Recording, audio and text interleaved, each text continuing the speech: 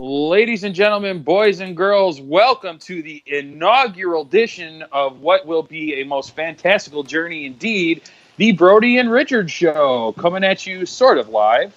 How are you doing today, Richard? Sort of live. I like that.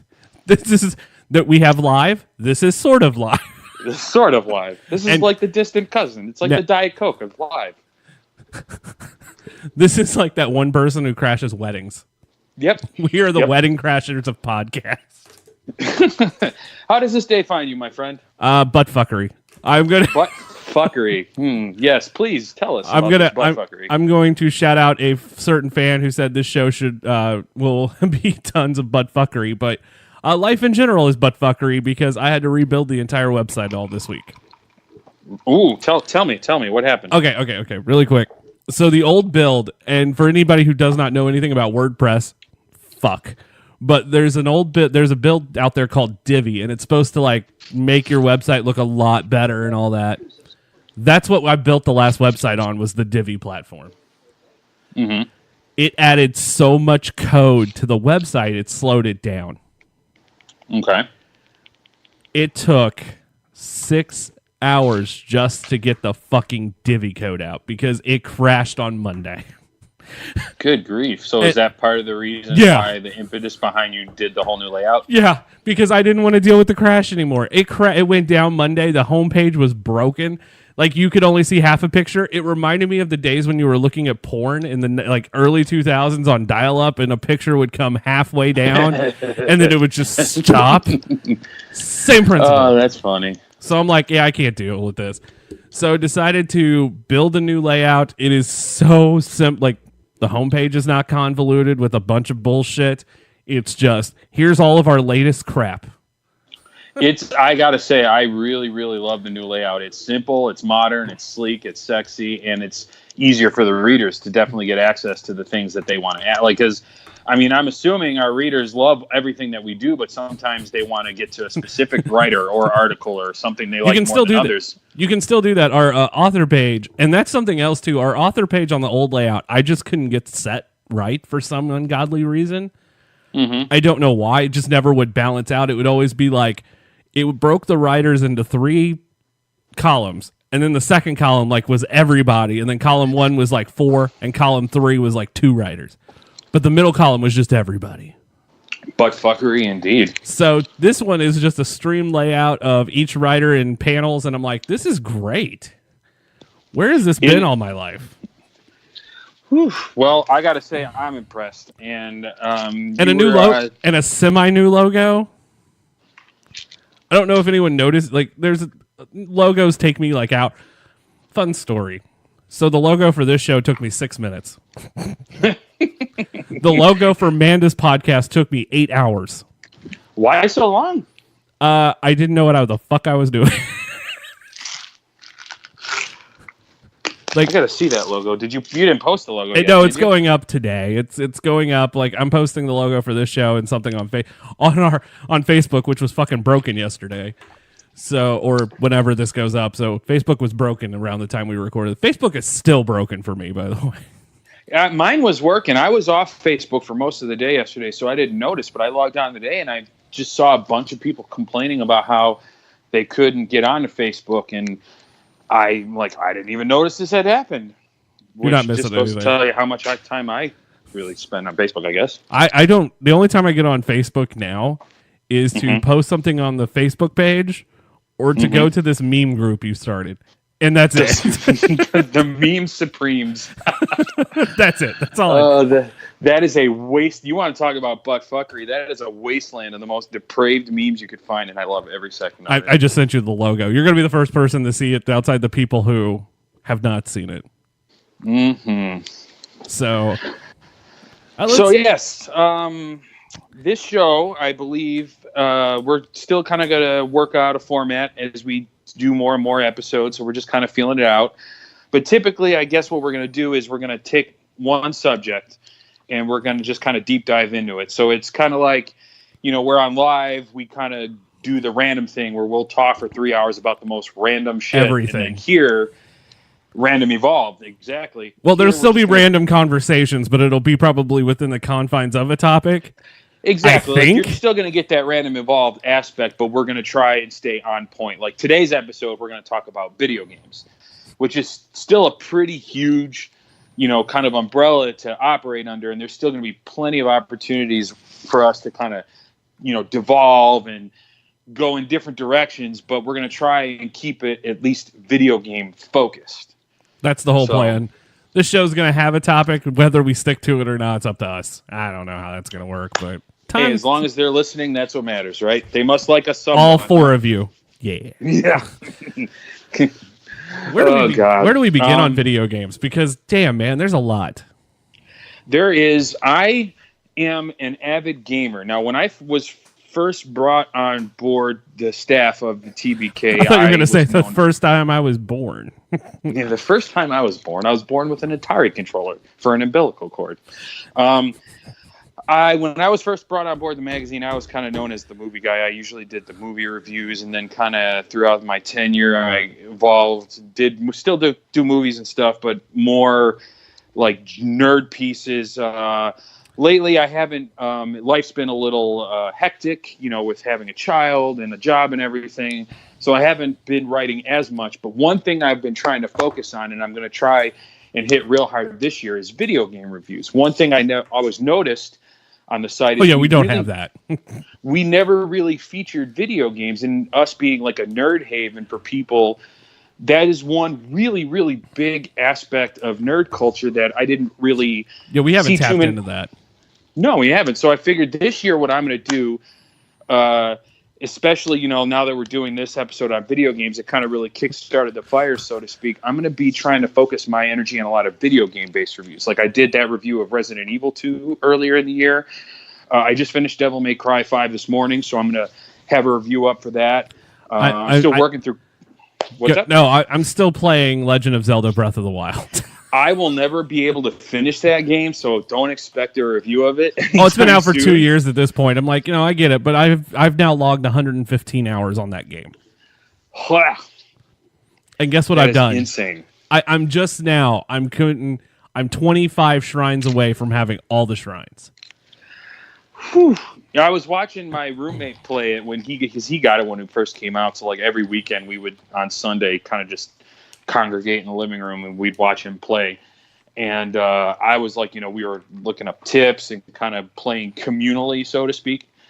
Sounds like what me and my wife do. So frustrating. Like it looked fun. Like I love Zelda. Don't get me wrong. Fucking fun. Like now it's at the point where all the enemies are tougher or more tough. I guess I probably don't want to get reprimanded by grammar police.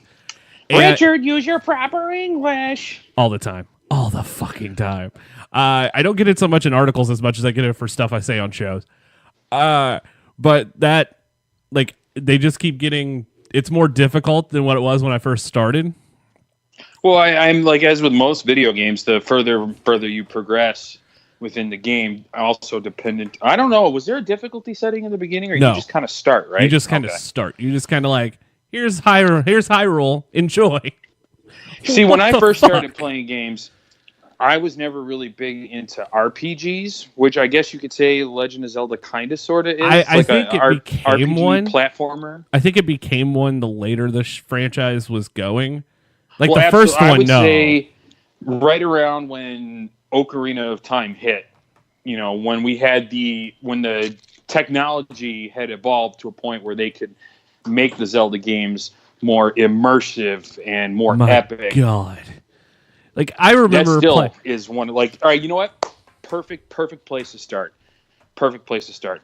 What is like discounting Breath of the Wild? Of all the video games that you've played throughout your life. Oh, this is gonna cause some controversy. What is your favorite video game you've played? Okay, so this is not my favorite. I'm going to say my favorite after this, but I just recently played the first Legend of Zelda. Okay. Beat it. Took me a few hours.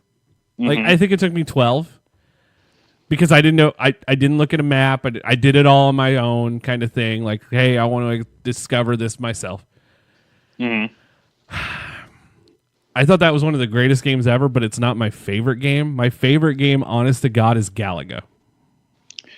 Interesting. You don't really get a lot of people these days going the ultra classic route. There is something about that game that is so much fun to me. Like, if I see a machine in an arcade or in a restaurant or in a bar, I've done that numerous times, I'm playing Galaga as long as I can. But I remember we used to go, when I was younger, we used to go eat at the patio a lot. I don't know if you're familiar with that. There might be a regional thing. I think sure. I have never heard. Well, we had a patio outside our house. Well, you know what? Like, there's this restaurant. I don't know if it's anywhere else. It might just be an Illinois thing. Who knows? Called the Patio, and it's kind of like an upper end sit down restaurant, like a little bit higher class than, like, you would say, like Applebee's. It's kind of the sort of the same thing. I'm glad that you put high class and Applebee's in the same sentence. Thank you. That just helps me when I go for all you can eat riblets. It's like, it's got a pretty wide plethora of options and such. But whenever we would go, it was always really busy because the food was just really good. So we would be like waiting in line, or we'd go to do our orders. And what they do is when you order the food, they bring it to the table. You take a number. And you put it like there's like a little holder thing on the table. You place it in so the servers know where to bring food.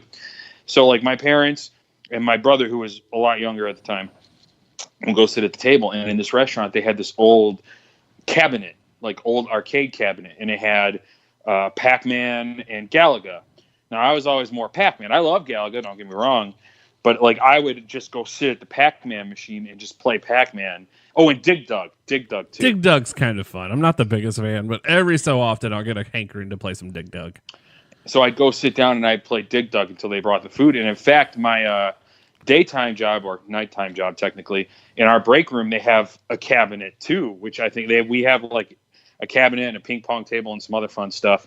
So like if I get to work early enough, I'll sit at the video game machine and I'll sit there and I'll play Dig Dug, and it has Super Mario Brothers in it, which is pretty cool. Oh, there was one of those machines. It was Dig Dug. No, it was Excite Bike in Super Mario. Oh, Excite Bike! I remember so many times I wanted to hurl my Nintendo controller through the TV. I still don't understand how to play Excite Bike. I have it now, and I still don't get it. Oh man! Fuck Excite Bike. I'm gonna go a little more modern with my favorite video game of all time.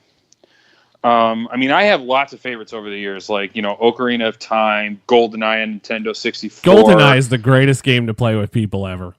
Oh my god! Like playing that game until some fucknut got the golden gun. Well, and that was the fun part, is because that was back before the days of online play. So you, like, if you want to do 4-player split screen, you had to make sure you had a big enough TV, and the four of you had to sit in front of that TV and play it. And it was so much fucking fun because we would always play paintball mode with the big heads and all the other different like fun shit you could do. I was always Odd Job. Yeah, I was always Odd Job too, because it was so much harder for everyone to shoot you because you were so small. Yep. You could just kind of like walk up on them. And you had the hat. Like if you didn't have a weapon, you still had the hat.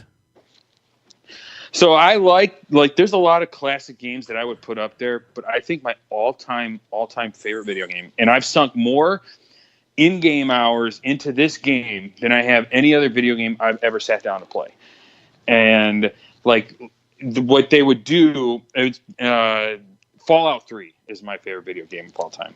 Oh, wow. Fallout 3. I know a lot of people love the Fallout series. I don't know if I've ever actually played any of the Fallout series. The original two, well, I shouldn't say two, because there were more. There were three, I think, total on the PC. But there was Fallout 1 and Fallout 2. And in their original incarnation, they were top-down, kind of turn-based, post-apocalyptic RPGs. And then there was a third game release called Fallout Tactics, which unfortunately I never played, so I can't really comment on one way or the other. But then developed by Obsidian Entertainment, I believe, was the studio behind the original Fallout series. And then Bethesda bought the rights and released the third Fallout game for the Xbox 360, And I bought that game. I played that one first. Like, I'm not going to sit here and pretend I've always been a hardcore Fallout fan. Like, I didn't play the original 2 until after I had played Fallout 3. But I bought that game, and they have this thing where when you save your game and then you go back and you load it up, it, like, in parentheses, it shows you how many game hours you've played. Not how many hours in the real world you played, but how many in-game hours you sucked into it.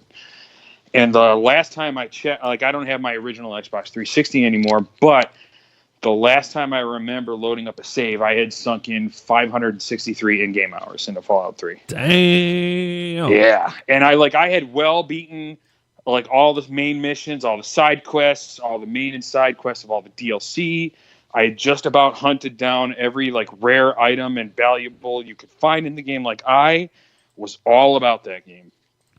And I just, like, it was great because, like, that was at a time where I still hadn't quite gotten on the RPG train yet.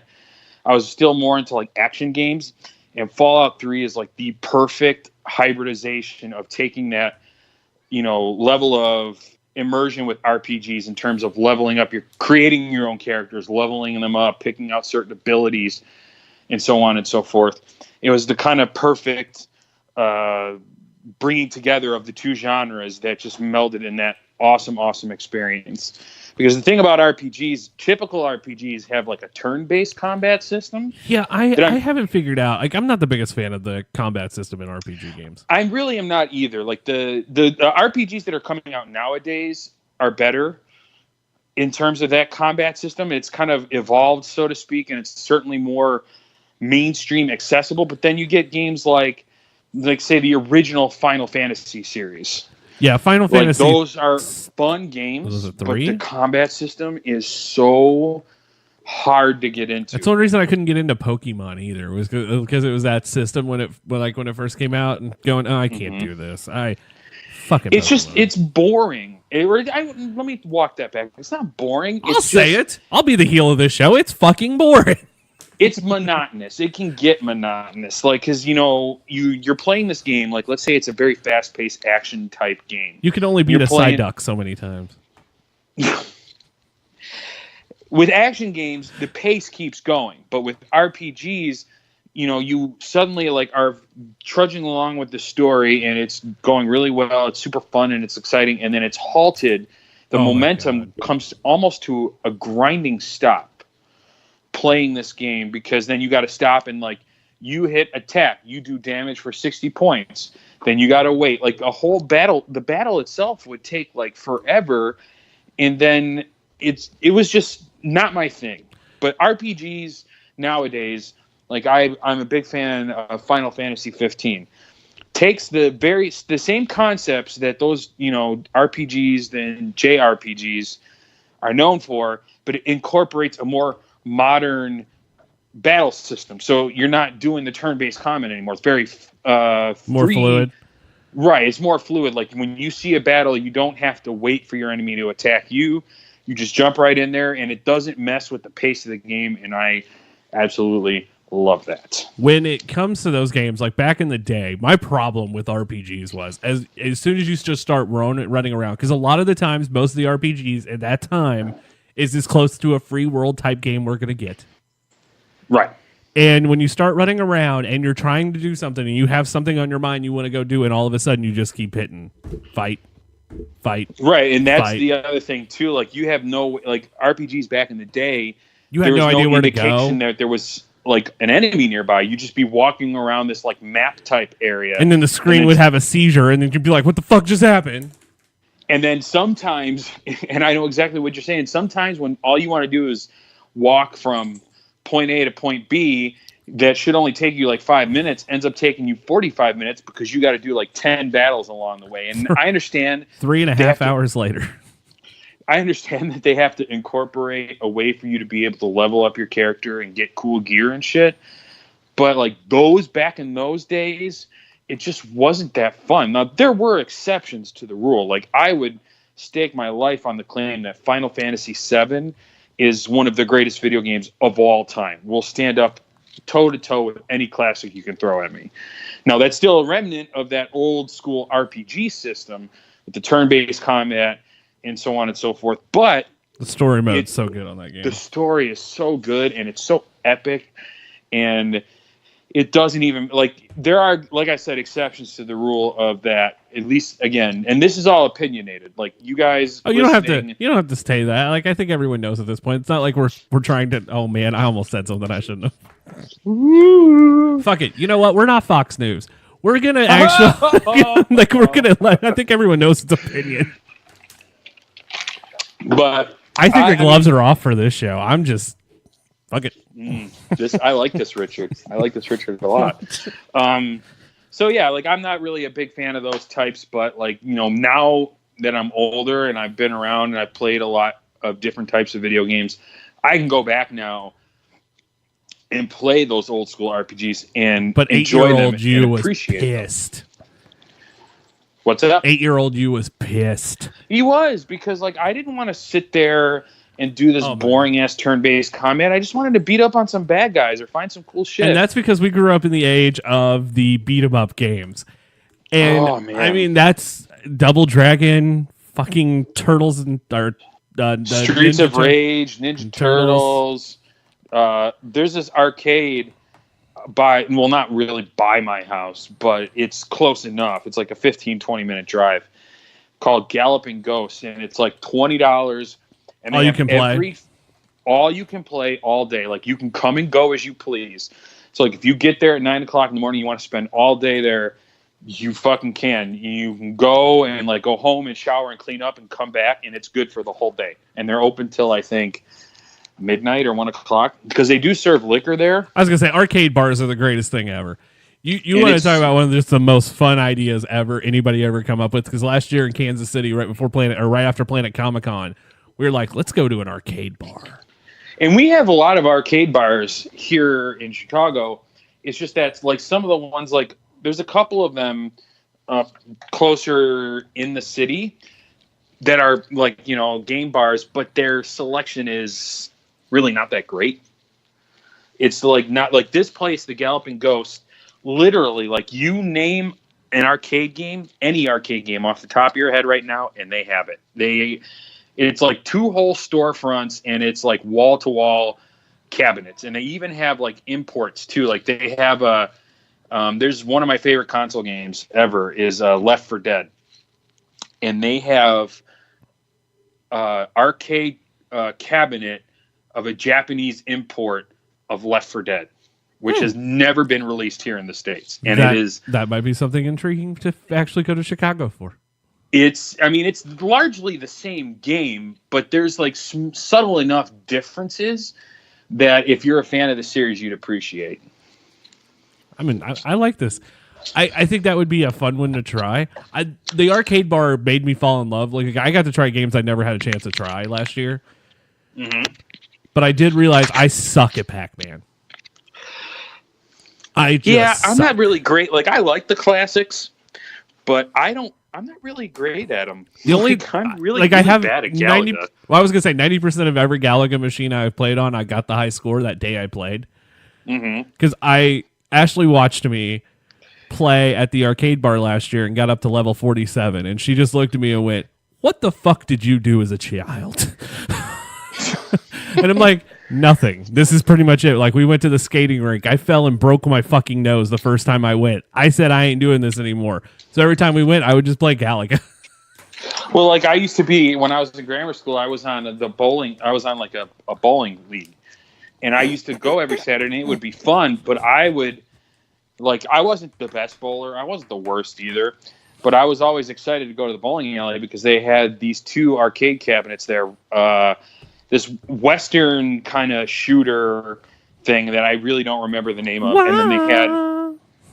It was like, imagine like a side-scrolling version of like Red Dead Redemption. I know what you're talking about. I don't remember the name of it, but I used to be super, super stoked to play it. But they had that one, and they had one of my all-time favorite fighting games, Primal Rage. I was actually... Okay, so this is funny. I actually had Primal Rage pulled up in my Google machine because that's one of those games that I loved. Primal Rage was awesome because it had this unique art style, and it wasn't like a typical fighter. You were like all these like prehistoric animals, like dinosaurs, and like a roided out like God or King Kong type. I was always gorilla. the wolf. I was always the wolf. I was always the gorilla. Would that game have? By the way, would that Western game been Sunset Riders? That sounds familiar. That sounds really familiar. Because that came out around the same time as Primal Rage. I bet you that's what it was. I'll have to look it up and maybe confirm it with you later. But the name does sound familiar. Because I looked up arcade games that are set in the Wild West, but you know, no, Primal Rage was great. Do you remember? I was also big into fighting games. I was really, really big into fighting games back in the day. Do you remember Clay Fighter? I've heard of it. I don't know if I've played it. It's kind of the same thing as, I mean, most fighting games are kind of the same thing. It's just, two dudes duke it out. But this one was an interesting concept because it was like done in claymation style.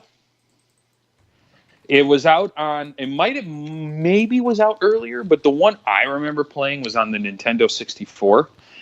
And there was like a snowman, and there was like some other like really funky looking creatures, and it was all done, digitally speaking, but like they digitized like a claymation style art form, and it just, the game itself was not particularly great. The hit detection was, not so good. The frame rate really sucked. Like technically speaking, it was kind of subpar.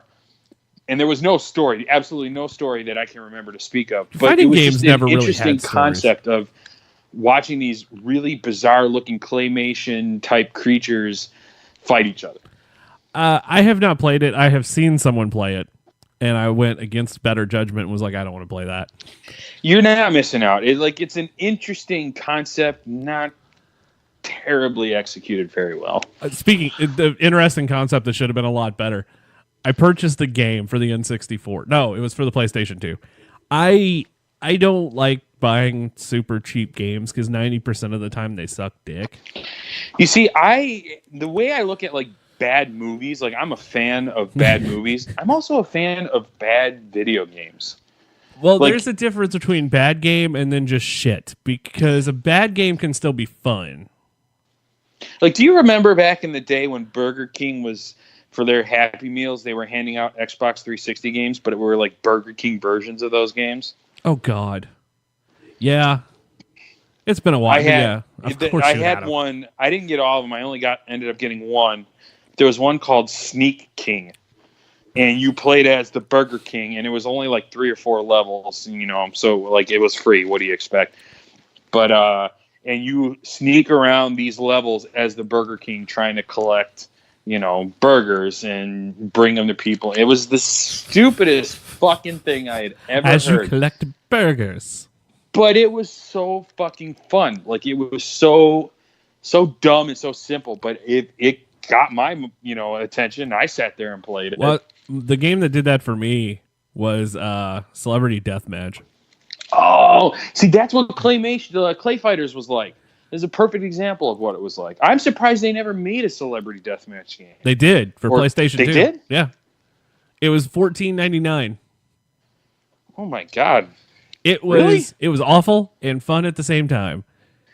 And they used like fighters that were featured on the show. Yeah. Hold on. I'll pull up the list of fighters, because that list, there was only 8.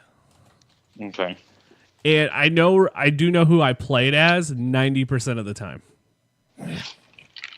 Let me see if I can guess out of this list of names. Here we go. Anna Nicole Smith, Busta Rhymes, Carmen Electra, Cindy Margolis, Carrot Top, Cousin Grimm, Dennis Rodman, Frankenstein's Monster, Gladiator Nick, Jerry Springer. Because this game actually had a story. Like, everyone died in the game, and then they had to fight like zombies and the monsters, and yeah. So it wasn't just a fighting game? Yeah. Marilyn Manson, Miss Cleo, Mr. T, oh my God, The Mummy, every member of NSYNC, Ron Jeremy, Shannon Doherty, Tommy Lee, Wizard Johnny, Wolfman, and Zatar the Alien. Oh my God, that's. Were you either no?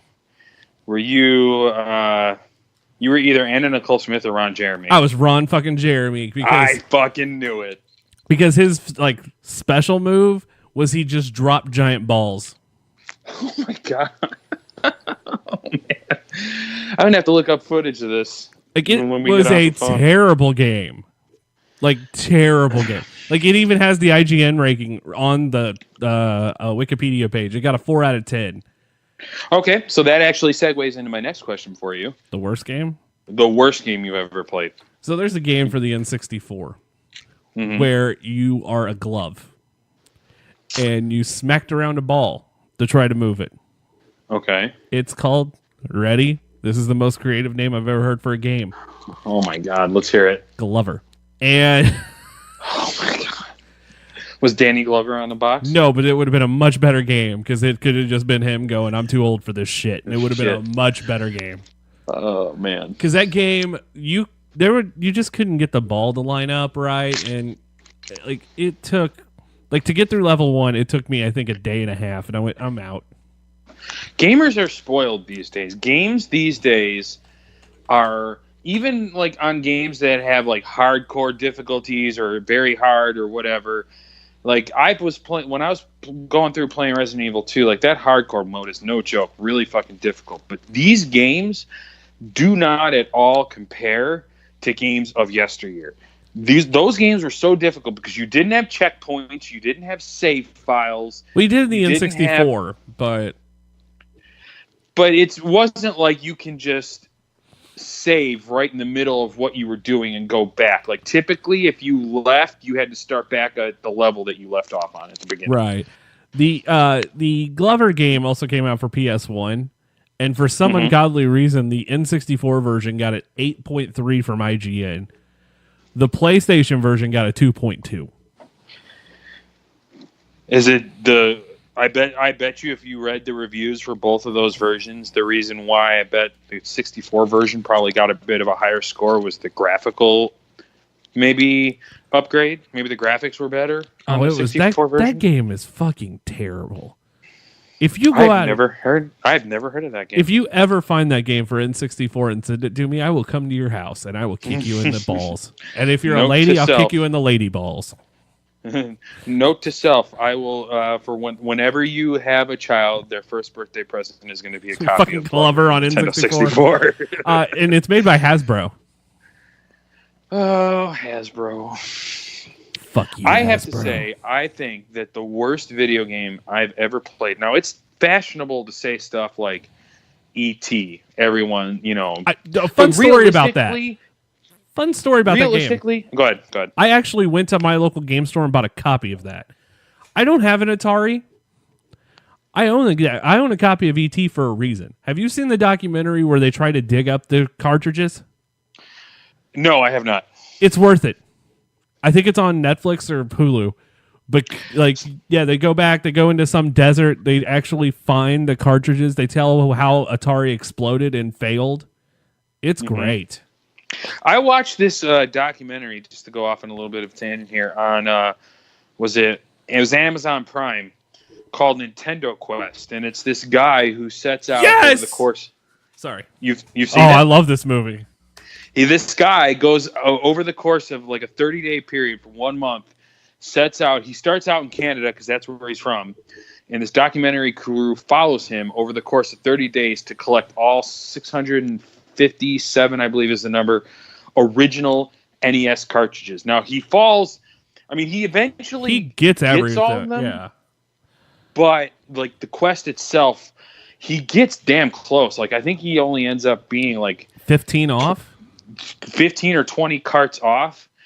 But it's super, super, super entertaining, and video game fans are going to get a lot more of a kick out of it. Like I had fun watching it because some of these carts he was chasing, like I was pricing them along with him, like, oh, that game's super rare. I think they, blah blah blah. Like I was having that conversation with him. It was very, very, very, very entertaining, and I also realized watching some of these people he visits and their video game libraries. Like, wow. So you know how I got shit my pants. You want to know how I got introduced to that movie? How? I was watching a movie called The King of Kong.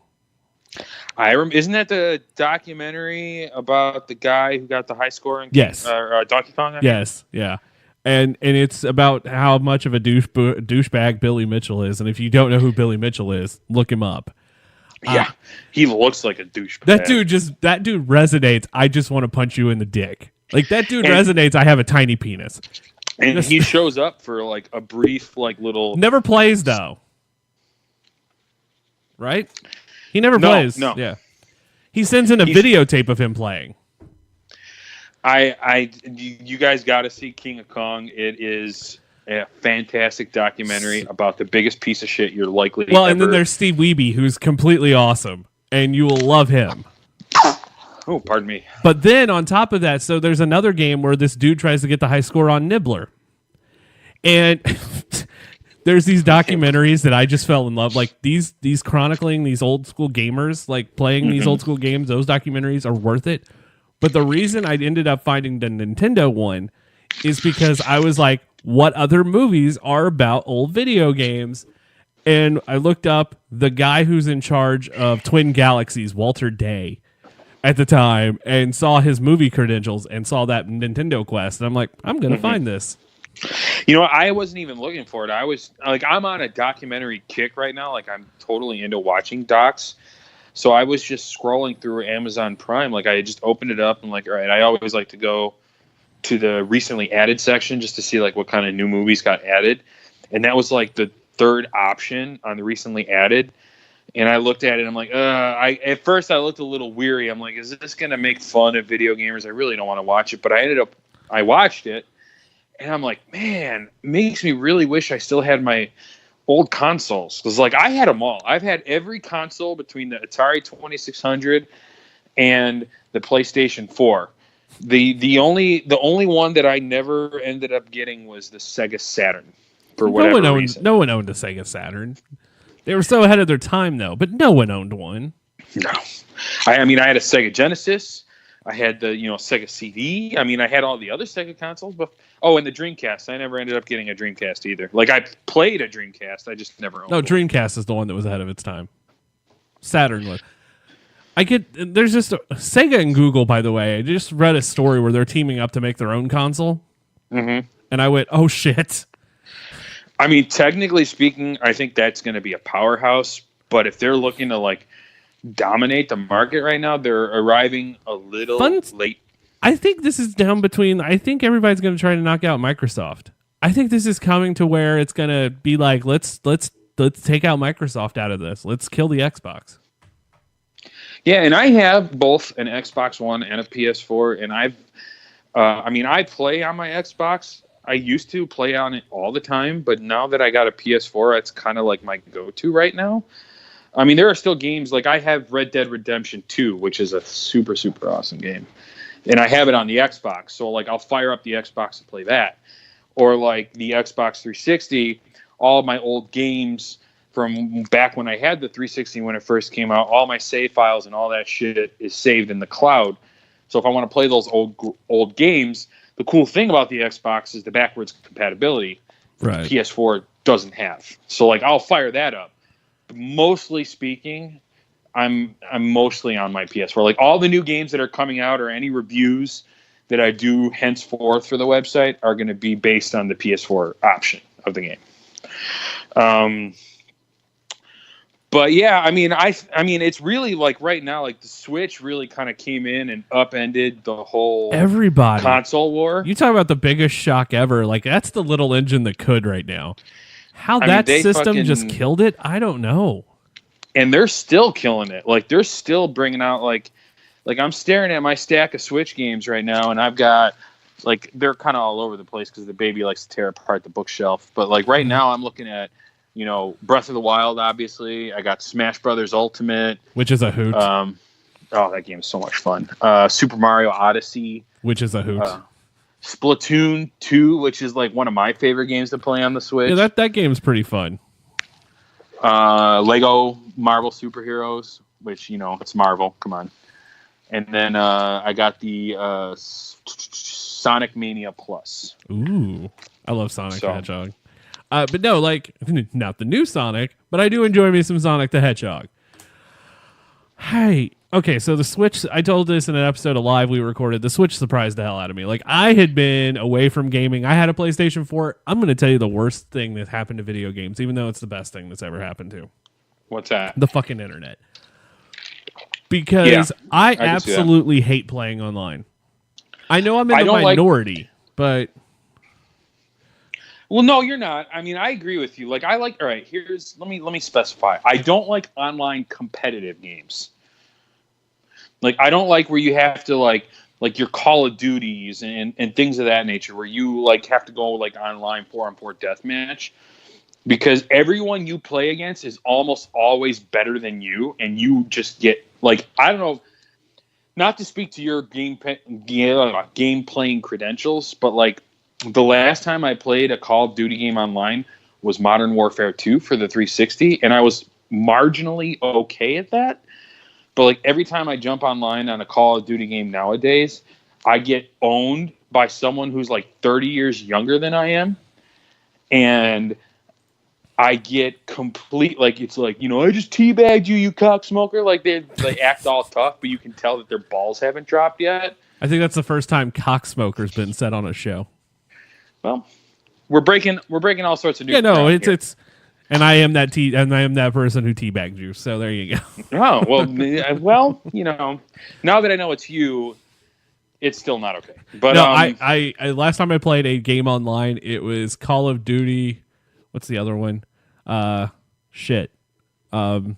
one with, it's not Modern Warfare. It's the other one. Black Ops. I played Black Ops 2. That's the last time I played something online. Now, I've played games online. Like, I like cooperative online games. No, like that's playing different. Left 4 Dead online. That's fun. But playing a game where you're competitive, like I tried Fortnite. I probably should say that. I tried Fortnite. I couldn't get into Fortnite. I haven't tried it yet. They did recently a cross promotion with Resident Evil 2 where you could play as Resident Evil characters. And I'm like, ooh, that looks interesting. Still not enough to get me into it. I did play a little bit of this other one called PlayerUnknown's Battlegrounds. I know what you're talking. Like, I've seen this one show up in some YouTube videos. It's a less cartoony version of Fortnite. Like, they're the same basic battle royale kind of style content, but it's not overly like, you know, where Fortnite's kind of animated to be this like cartoon almost. Right. PlayerUnknown's like leans a little bit more into the less cartoony, and I don't want to say more serious because it's still a ridiculous concept, but more into like a realistic, I guess you could say, vibe. I don't know. I feel even dirty saying that. I think Nintendo may have released the best online battle royale game ever. What's that? Tetris 99. Oh my god! Did they just recently release that? Yeah, it just came out for the Switch. It's free to download if you have like the Nintendo Online thing, which is only 3. By the way, if you're not, Nintendo Online, I know has consistently sucked, but for $3.99 you get like classic Nintendo games. Mm-hmm. And access to every game that has online capabilities. It's really not that bad. No, it's really like it's fun. We, my roommate on his Switch, he has recently downloaded Tetris, and he was been playing that. And that's it. That is the game. And then my wife really likes playing Dr. Mario. We'll get there in a minute. Funny story. She was playing it one night, and I came in thinking like, you know, because I like to think I'm really good at Tetris. So like I came in and thinking, remembering in my head that Dr. Mario is just like a Mario version of Tetris. Well, it's not. It really is. I mean, it's kind of like the same, but it's not. But it's not. It is like the gameplay rules are kind of different. And I went in thinking like I'm gonna, you know, be really good at this, and then I really sucked, like really badly sucked at Mario. And then she comes in and plays it, and it's just like, yeah, like if you could imagine. Envisioning the look on my face when she kind of like sat there and just completely destroyed my score. She definitely is the pantswear of the family. I Not know. that she wasn't before, but she definitely is now. New headline coming to the magazine in the next couple of months. Husband owned by wife. Balls in pocket. Movie at 11. Yeah, no, she definitely like pwned me in terms of that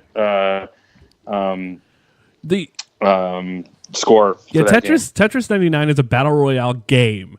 Just like Fortnite, but all 99 players are playing Tetris, and you're trying to there's different ways you can sabotage others.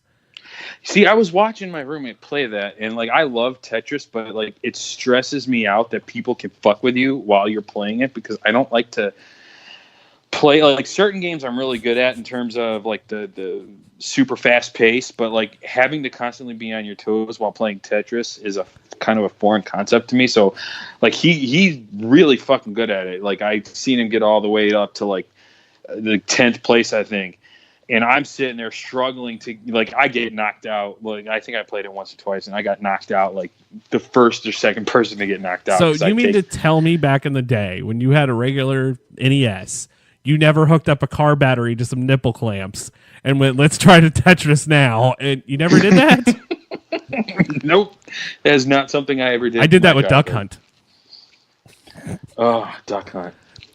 The console thing, we've gone so far, but there's just something about the Nintendo, the Super Nintendo, and the Sega that's just those old school consoles have a charm that these newer ones definitely have.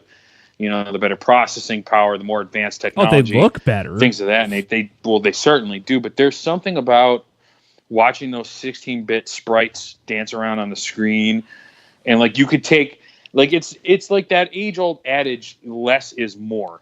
And it worked.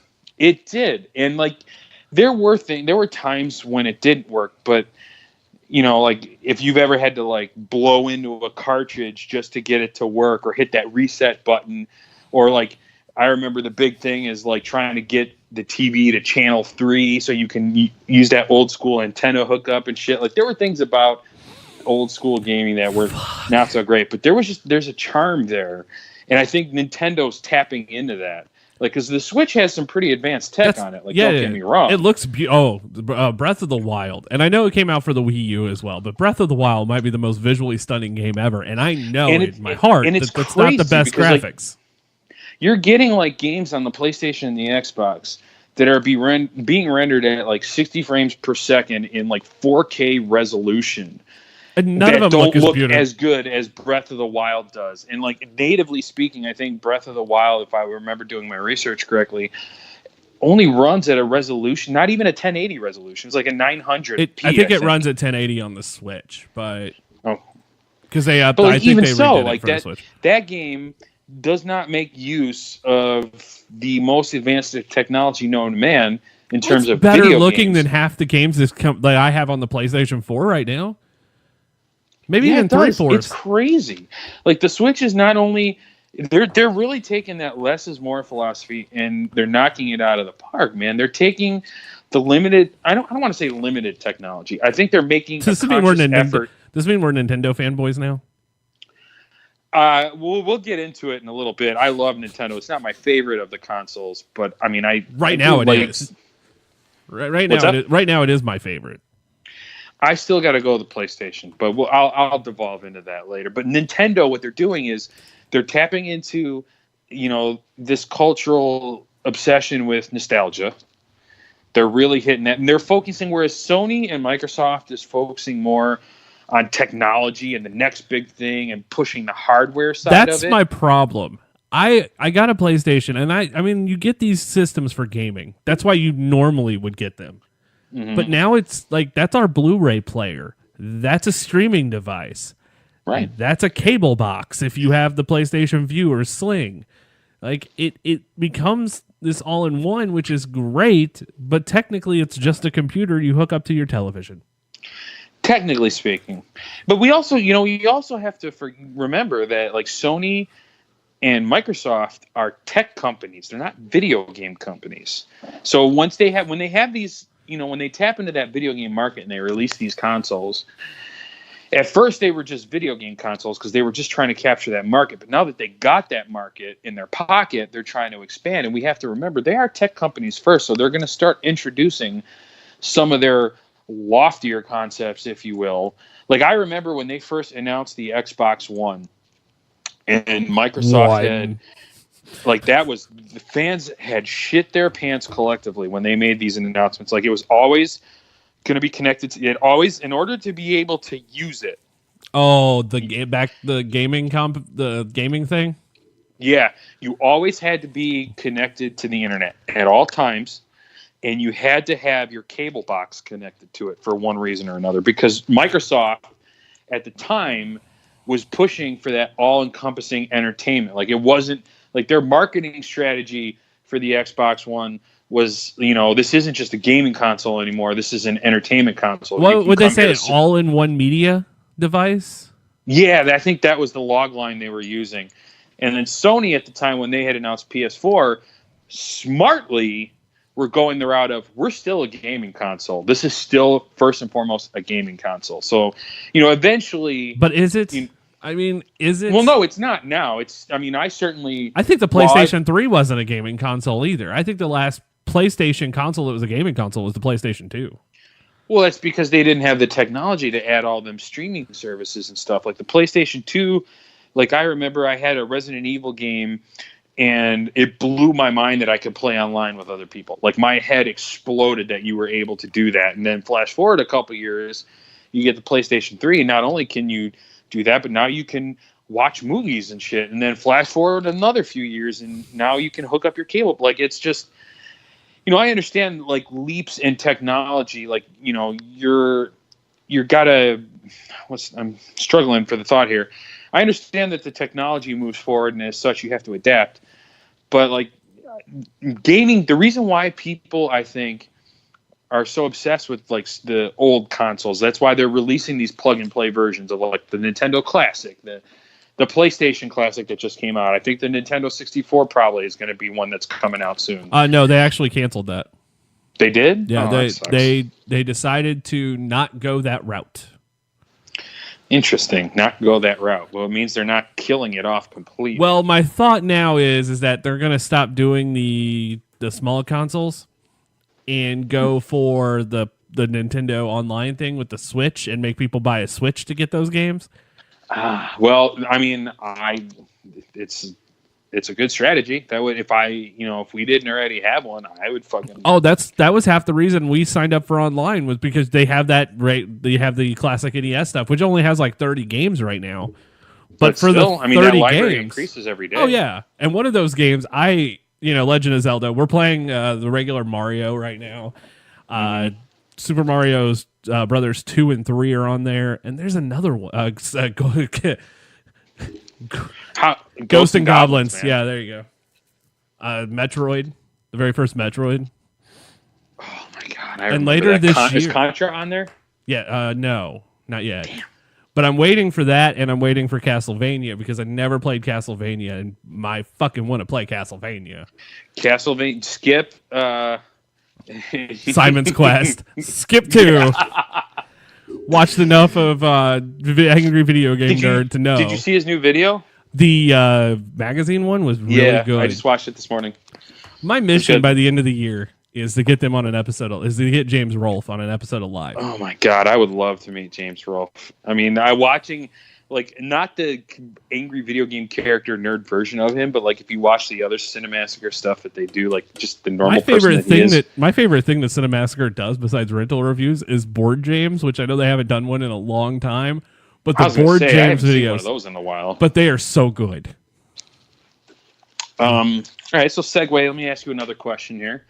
So we've done best video game, worst video game. What's your favorite? I think I know the answer to this, at least somewhat.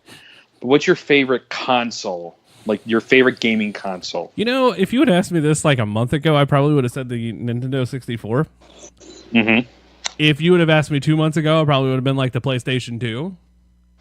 Okay. I think it's the Switch. So you're going ultra modern, huh? Why the Switch? Because it's everything. Okay, so fun. Let's talk about this. Number one, the Switch is a throwback because you get cartridges. No disc. It's honest to God, like just little cartridges. And these cartridges are like the size of like DS cartridges. Yeah, they're the size of a memory card. That makes something like Breath of the Wild all the more crazy, like just awe-inspiring to see. Because like you watch, if you play this game, my roommate, he's got a gigantic like 50-inch TV in the living room. So like we're sitting there and we're watching him. Like watching that game play on such a big TV is just like jaw-dropping. You have not lived until you play that game on a projector. Oh man, you're making me jealous over here. 170 inches of Breath of the Wild. Fuck. But just imagine the epic scope of that game for those who are listening right now who've played it, and I'm sure almost all of you have at some point, or at least watched somebody play it. Or watch the YouTube video of someone play. By the way, if you want to watch someone play it and actually get a good giggle out of it, and I don't ever hype YouTube channels very often, but check out Danny Dinosaur. That dude's funny. Danny Dinosaur? That dude's funny as fuck. I have been watching a lot of gaming videos lately. Like live streams of games and such. But yeah, no, we got the Switch. The Switch is the old school, like, hey, let's bring back this. Plus, not only is it an online console, but it also kind of is like, hey, look, you can also play with your friends that are in the same room as you. Yeah. And that's something that doesn't happen much. We haven't done it in a while, but we have we used to play, oh god, what was it? We have a board, like a Switch version of a board game. What was it? Monopoly. And like I am terrible at Monopoly, but we would play that. We just recently, the three of us sat down and we played Jeopardy. That was fun. So like, these are not like typical games you would play, but they're still fun. So I don't play on the Switch as much, but I do not, begrudge you naming the Switch as your like. I could see someone coming up to me saying like the Switch is my favorite console ever, and giving me a good argument because there are that you can fit such epic and beautiful looking games like Breath of the Wild or even Super Mario Odyssey on such a tiny little thin memory card. Blows my mind. That's what I was going to say. Super Mario Odyssey and Breath of the Wild is worth it alone just to get a Switch because one, Super Mario Odyssey is kind of the first time I played a Mario game where I've enjoyed it since Super Mario 64. I think the last Super Mario game that I played that I really got into was Super Mario Sunshine on the GameCube. See, I liked that one, but I didn't like it as much as I did the N64 one because the GameCube was great, but I hated that controller. Okay, I love the GameCube, by the way. I feel like that's a very underrated console. No, it's one of those consoles that I think everyone forgets. I do too. There are some perfect example, Resident Evil 4. Not a Nintendo property at all. Like it's a very mature, violent zombie game that you wouldn't typically find on a console. And when it launched exclusively for the GameCube. And you play that game, and it again, back in the day, blew my mind that they were able to fit such, because like at the time, that was when the PlayStation 2 came out. The PlayStation 2 had been out for a while at that time, though, hadn't it? Well, that was like of that generation. I was going to say, did it go up against the end of the PlayStation 2 run and the beginning of PlayStation 3? Maybe. Because the N64 came out, well, I guess I'm looking up the GameCube. I don't remember exactly when it came out. I think the GameCube is of the PlayStation... Oh, it came out in 2001. Okay, so that's the same generation as the first Xbox and the PlayStation 2, right? No. PlayStation 2 would have... Yeah, probably. You're right. Okay. So it got gobbled up by the PlayStation 2 and Xbox because the PlayStation 2 was a damn juggernaut. I think, like, objectively speaking, the PlayStation 2 is the best console ever. Like, it has one of the largest game libraries. Oh, it's got the best game library. I wouldn't say the best. It certainly has the largest. But, I mean, that's... objectively speaking, I'd agree with you. Like, for my own personal opinion, I don't agree. I have to say... my favorite video game console of all time. That's a tough choice. Damn, the GameCube was released 3 days after the first Xbox. Okay. So it was of that same generation. Yeah, so that just got ate alive by Xbox and PlayStation 2. Like, that's just not even fair. And it sucks because, like, there are some really good games that came out on the GameCube. Like Smash Brothers, Zelda Twilight Princess, like I said, Resident Evil 4. There's a great wrestling game on the GameCube, but I can't think of... I know it's Day of Reckoning, but I don't know if it's 1 or 2. What's that, wrestling? Yeah, there's a great wrestling game for the GameCube that's very underrated. I used to be such a big fan of wrestling games, and then I still get them that's the only reason I have a PlayStation. Let's just go ahead and say what it is. I review the game on SNS. Every year there's a new wrestling game, and like the last 2 years we've had a wrestling podcast. I'm like, hey, I can talk about the game.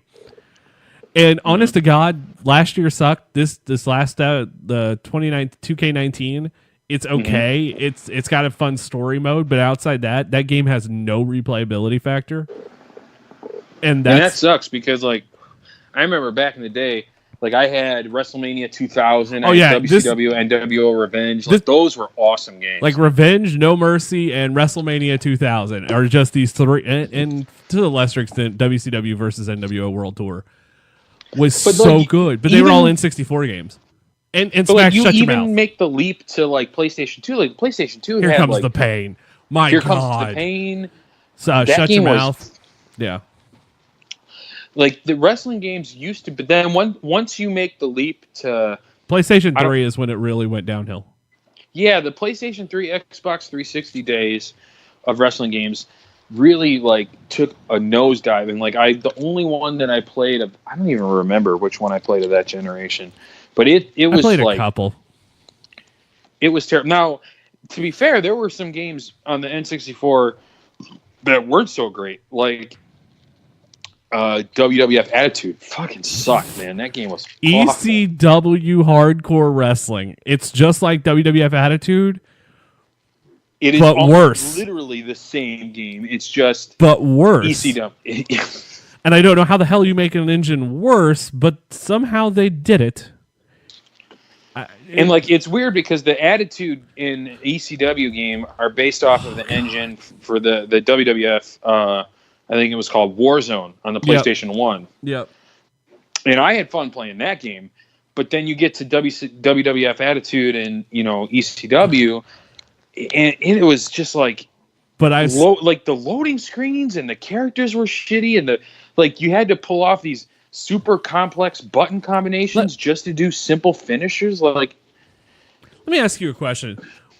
Okay, so if you were going to have a wrestling game, what would you think the most important part of a wrestling game would be? The fighting aspect of it. Okay, I mean, like, as of an area, like, as of, I guess, an arena, what's the most important thing for a wrestling game to have? Well, an entrance. And a ring, right? Right. Backstage Assault is the worst wrestling game ever made. Oh, my God. I don't think I've even ever heard of that. It's WCW Backstage Assault. It's a wrestling game without a wrestling ring. No, I will counter that. The worst wrestling game I've ever played was WCW Mayhem. That game was a little bit... It's the same engine, by the way, as Backstage. Backstage Assault came out after that one. Okay. Mayhem at least still had an aspect of a wrestling ring and an entrance. And that was on EA, by the way. That was an EA game. Oh God! You talk to any gamer these days, and like EA is like the devil of. But at that time, EA was on top of the world, and they just could not make a wrestling game to save their nuts. They're great at making fucking UFC games. Like about right now, that's the only thing that I give a shit about that they do because I'm tired of that. UFC games are any much different than like wrestling games. But, I mean, I don't know. It's like a wrestling game mixed with like Mortal Kombat, except you can't kill anyone, but you can knock them out. And you can do it at a random time. Like, you could do it on a first punch. Like, it's crazy. Like, those games are actually kind of fun. I've never actually played a UFC game. I own UFC 2 for the PlayStation 4. I went, okay, this is not bad at all. It's just, it can be difficult, like almost too difficult at times. And that's, but you kind of want some difficulty level. You don't want things to be a damn cakewalk. Yeah, I mean, like, and that's the other thing.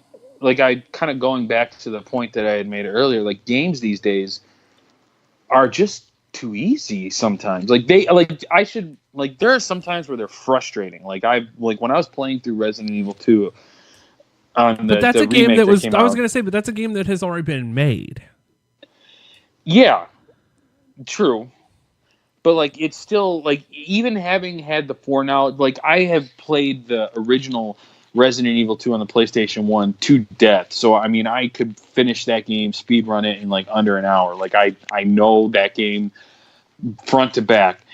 And it's not really the same game. Like it kind of is and it kind of isn't. But like games are just like there's a difference between a difficult, challenging but ultimately rewarding experience and like just a punishingly brutal, this is way too fucking hard, I don't want to play this kind of game. And games these days, like I had said earlier, finished playing Devil May Cry 5, and I had gone through all the difficulty settings. Like I started out on easy, and then I went to medium, and then I did hard, and this morning I just finished their version of it is called Heaven and Hell, and that's the hardest difficulty setting.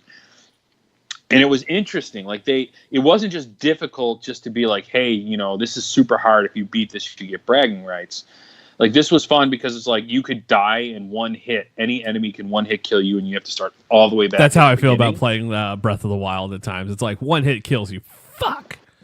And that's kind of reminiscent of like old school gaming. Like you don't get to go back to a save point, or you don't get to save or whatever. It's just if you die, you have to go back to the beginning. And like the games themselves weren't necessarily hard, but like sometimes you'd be chugging along. Like I used to play Earthworm Jim a lot. I love that game. I loved Earthworm Jim back in the day. And I would just be chugging along, playing it, having a good time. And then I'd make a real stupid fucking mistake. Like I'd jump from like one platform to the other, and I would overshoot it, and I wouldn't have any lives left, and I'd have to go all the way back to the beginning. So the games weren't difficult because the game itself was hard. It's just that if your failure was punished by having to start all the way back at the beginning. And not every game, like, you know, you don't really get to like memory cards and save files until you get to like PlayStation 2. Now, like some Nintendo 64 games. Well, you had the save thing you put in the back of the controller in the N64. I never had that actually. There, like it was an extra save spot, or you could put in the Rumble Pack, and that thing would just piss me off.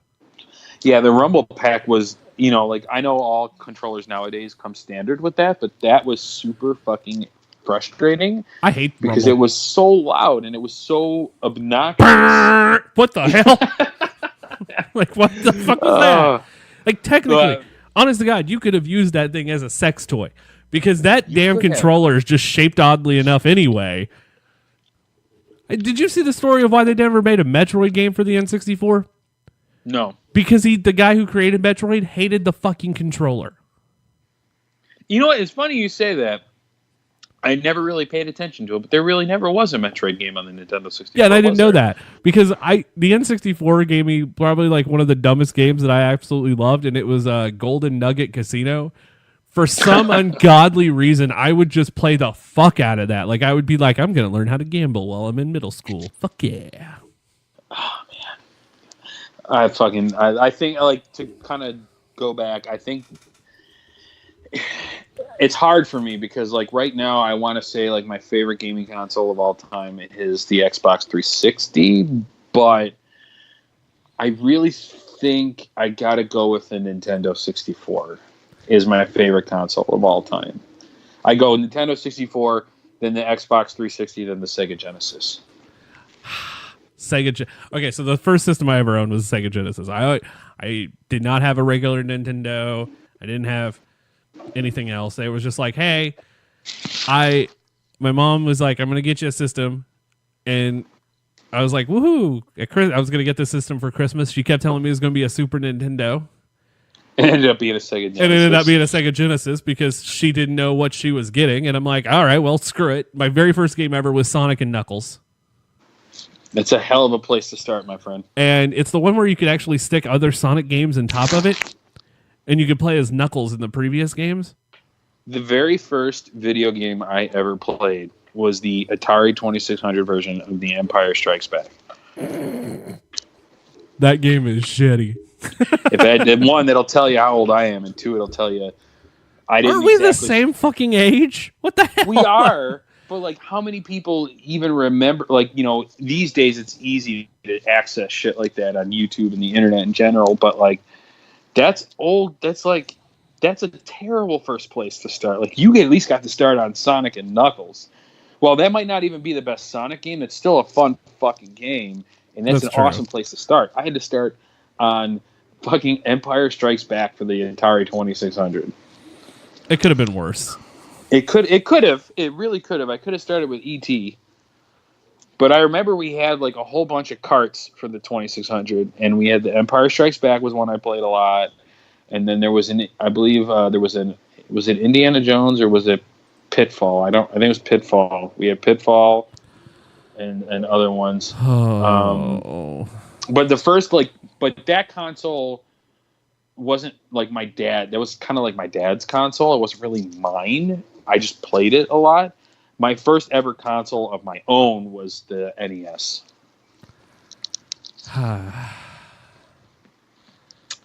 So, let's see. I wish mine was been the NES. I really wish there was a time where I could go back and be like, hey, I wish I had the NES because I really wanted to play some of those games, and I'm going to now. But some of my favorite games, like I played a lot, come from that era. Like there was the Terminator NES game that was really good.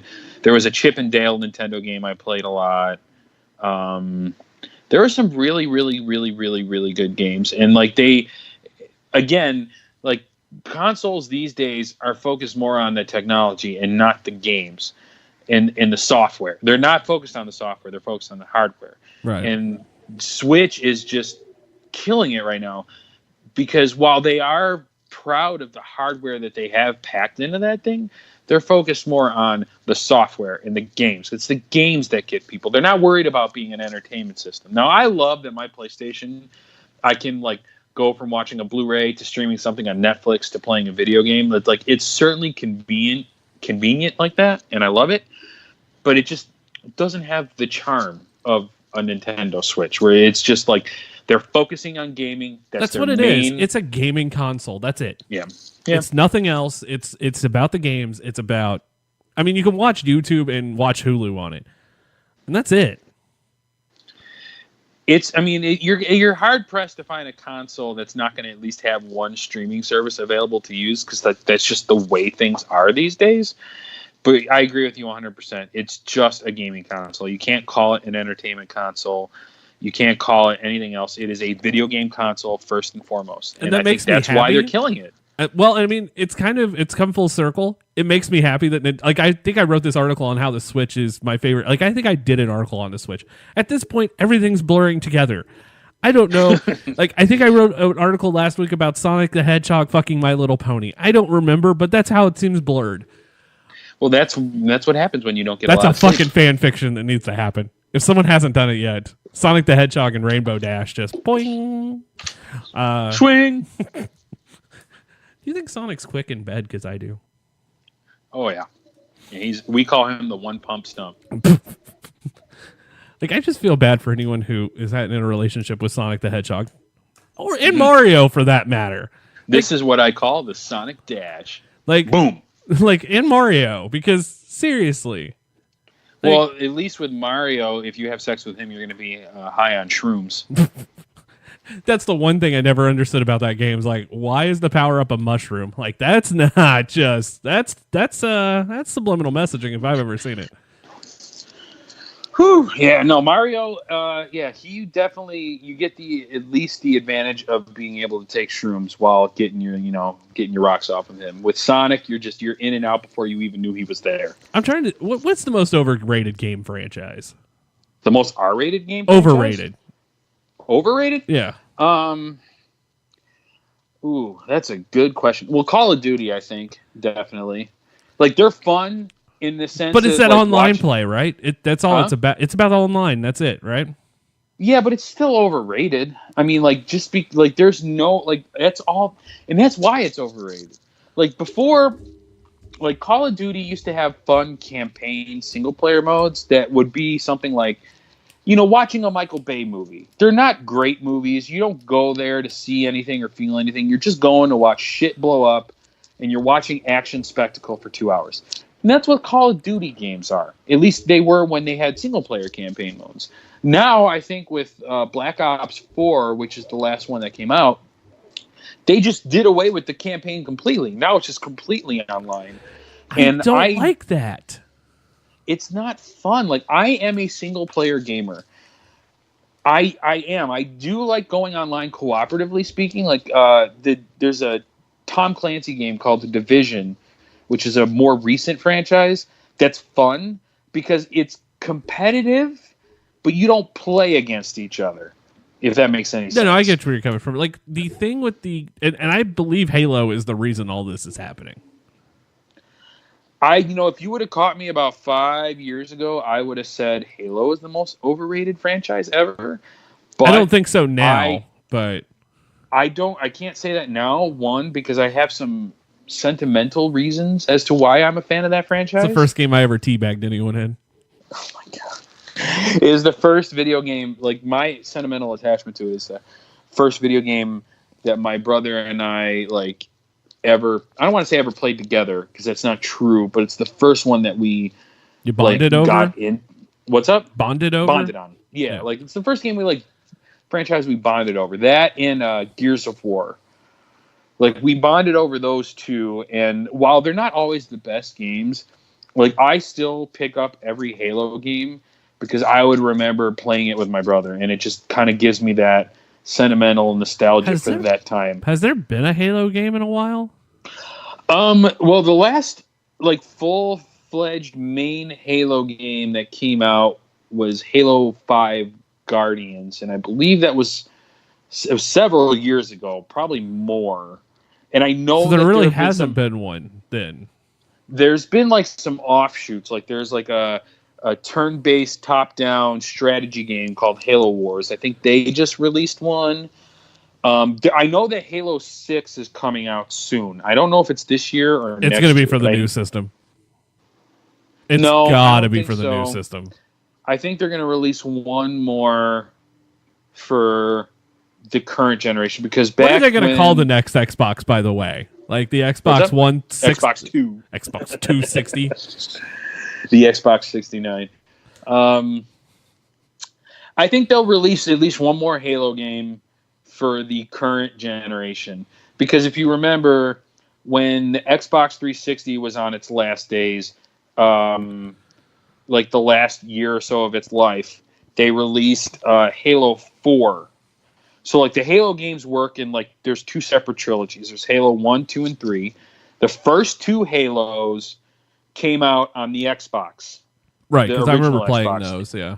And then Halo 3 was one of the earliest Xbox 360 games. And then Halo 4 came out, and it was one of the last Halo games of the Xbox 360 days. And then Halo 5 came out as the first game for the first Halo game for the Xbox One. So using that mentality, so you have one. There's still going to be one more. I think they're going to give us one more. It'll be the last one on the Xbox One, and then the Halo 7, or no, it'd be Halo 6. No. Either way, I think we're going to get one more for the Xbox One. I think they're going to finish out this new trilogy on the Xbox One, and then when the next console comes out, so they'll have a new one for whatever the next one's going to be. My most overrated game franchise is not one you're expecting. Uh-oh, let's hear it. It's Madden. And which one? Madden. I think all sports games are overrated, to be honest. I love sports games work. Let's just say what it is. Sports games actually do work, though, because you've got two players. They're fine. They're one of the few games I enjoy playing online if I'm going to play something online.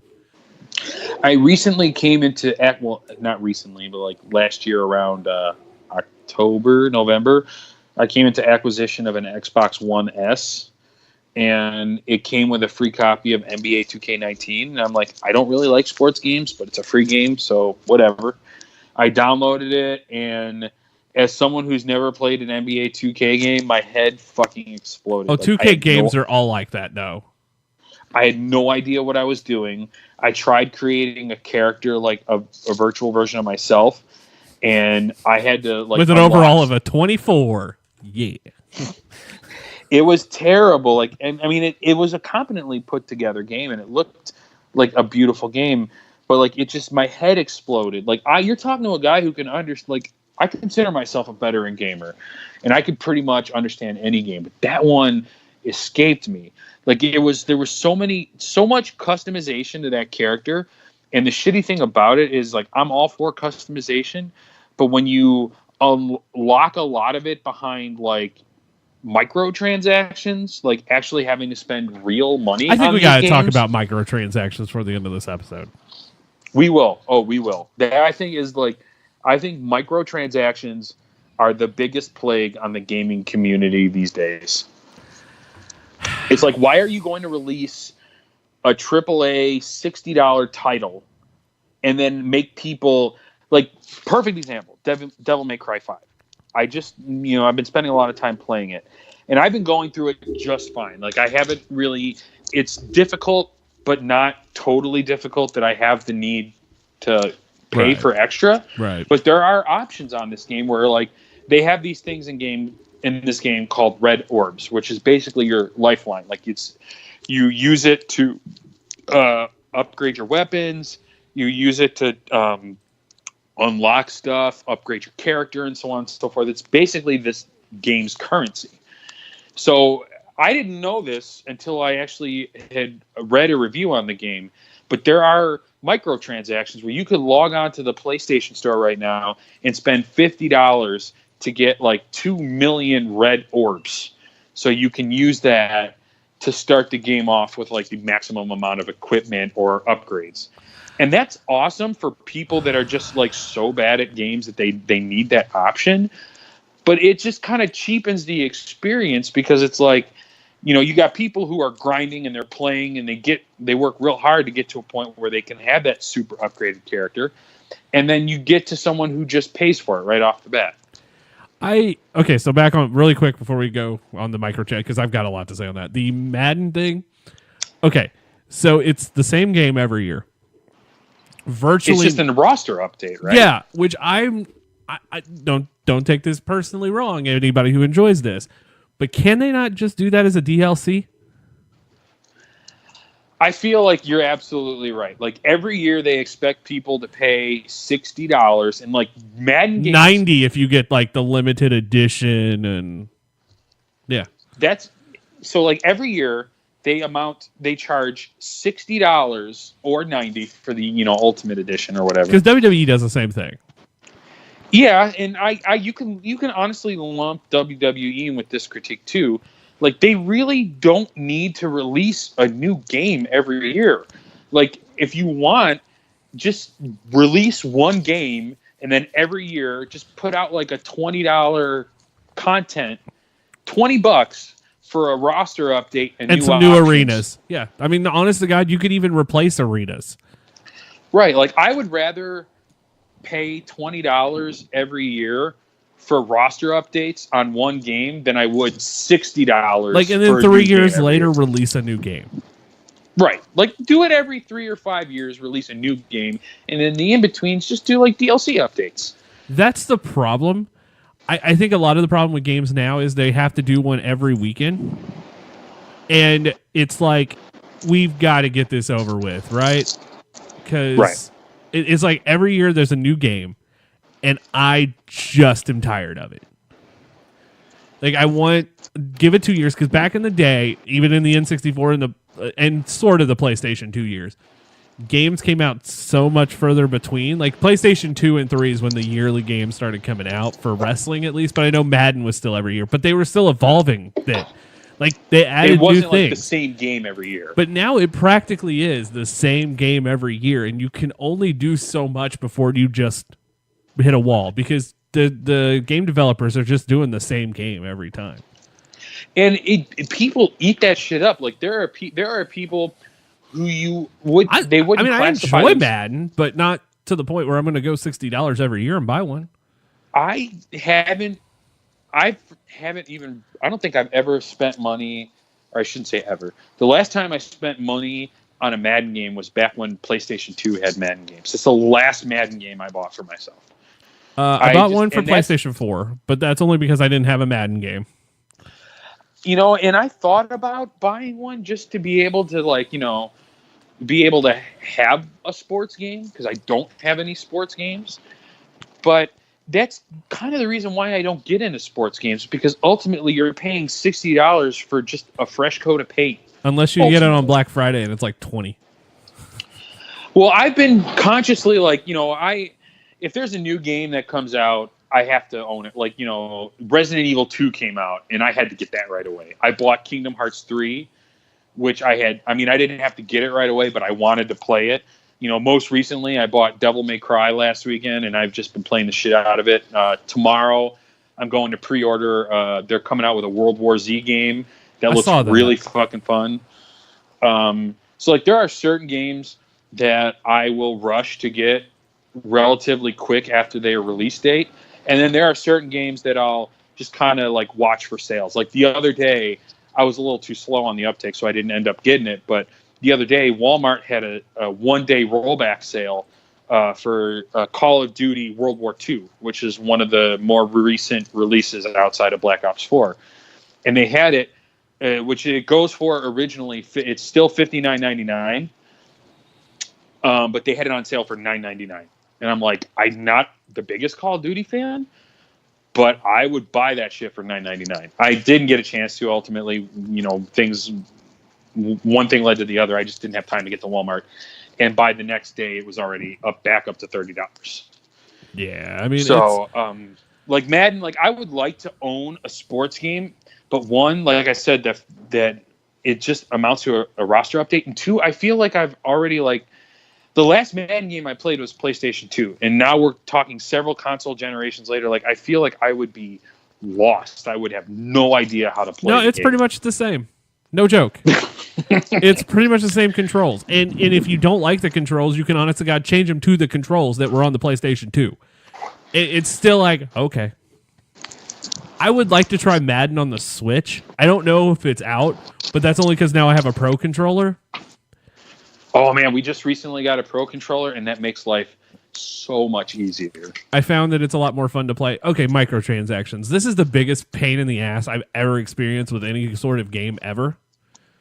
It is the worst thing to happen to gaming since, and I'm going to say this, and this is going to be controversial, but it's the worst thing to happen to gaming since DLC. Now, I love certain DLC episodes. I do. Some games I will buy DLC for, but I don't, at its core, I don't like the concept, because it's all right, you're expecting us, perfect example, Fallout 3. I bought Fallout 3 when it came out, and I paid $60 for it, and I played the shit out of it, and then they released DLC for it. They released 5 separate DLCs, and each DLC was $10. So I spent an additional $50 in content on top of the $60 I spent originally to play the game. Now, that's not, like I said, it's not always a bad thing. The Fallout 3 content was awesome, and it was worth it. But sometimes and the thing they've been doing recently in gaming is season passes. Oh, God, I hate those. I hate the season passes. I remember when Gears of War 4 came out, and that's another one of my favorite franchises. And when they released the original 3 on the Xbox 360, there was never, there was DLC content, but it was either free or it was super cheap. And there was, they hadn't yet started doing the season passes. But then, I think those season passes are relatively new to this generation. I don't know if they had season passes during the PlayStation 3, Xbox 360 area. I don't remember. But DLC, it's you're basically saying PlayStation 3 was the first real time that those started. The season passes? Yeah. Okay. And it's kind of like saying to the consumer, hey, go spend $60 on an incomplete game. You're paying $60 for this game, but it's not complete because there's DLC coming later. Unlike Legend of Zelda that released DLC content, but it's not indicative. You don't have to have it. Like the whole game, you can play the whole game, get the whole story. But the DLC just kind of expands. It's what it does. What's what Warcraft does.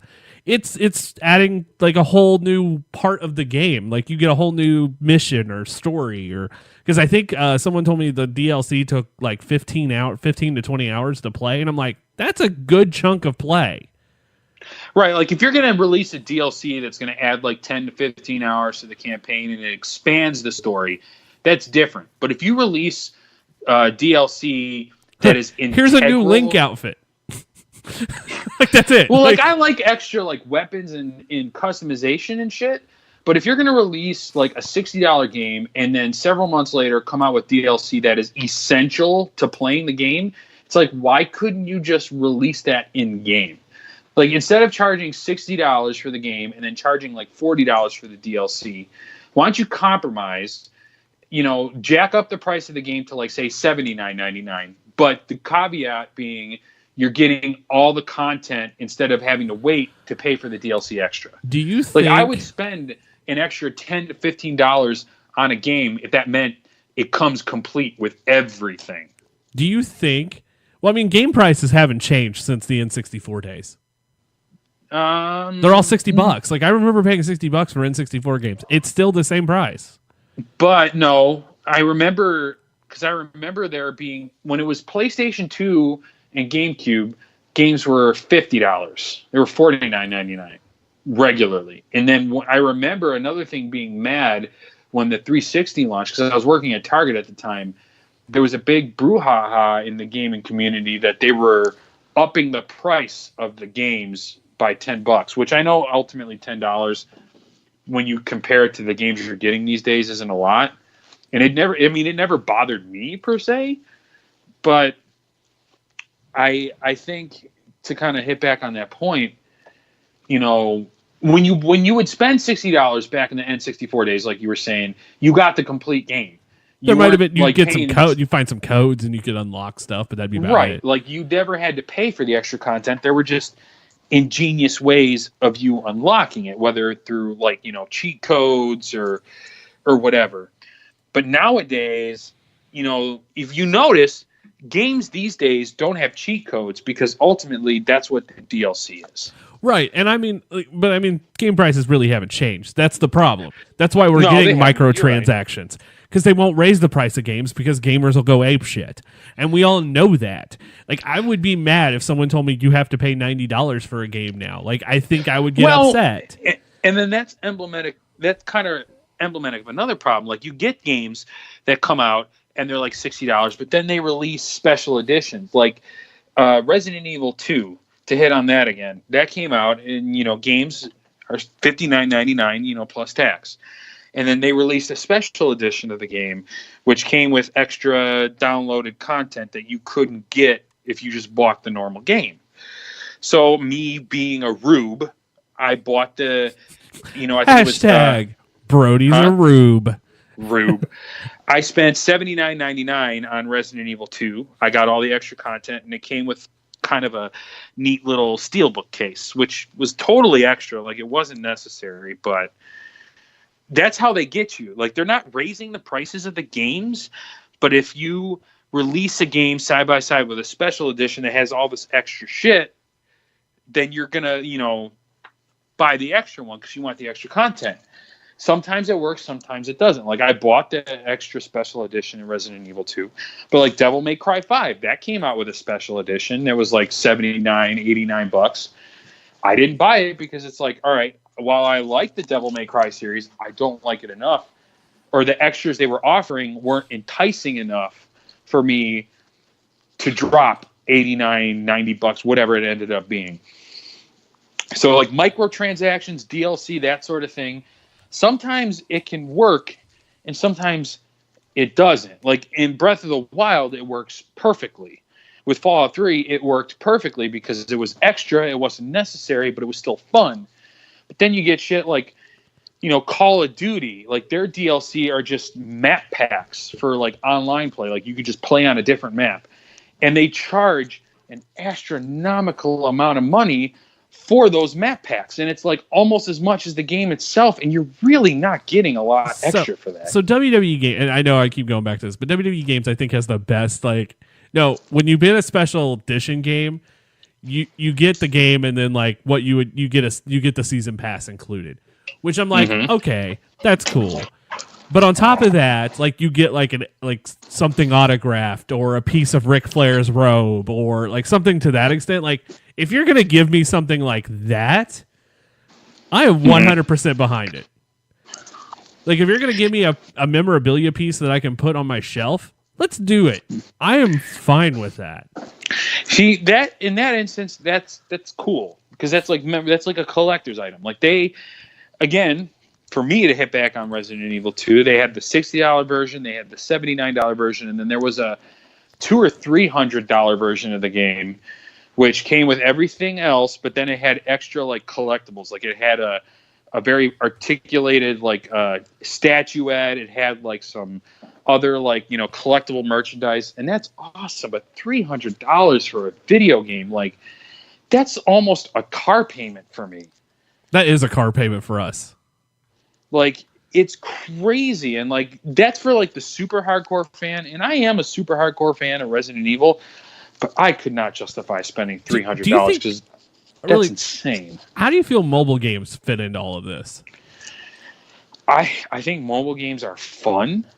I think they got a long way to go. But they still... They're the reasons I believe the transactions thing have started.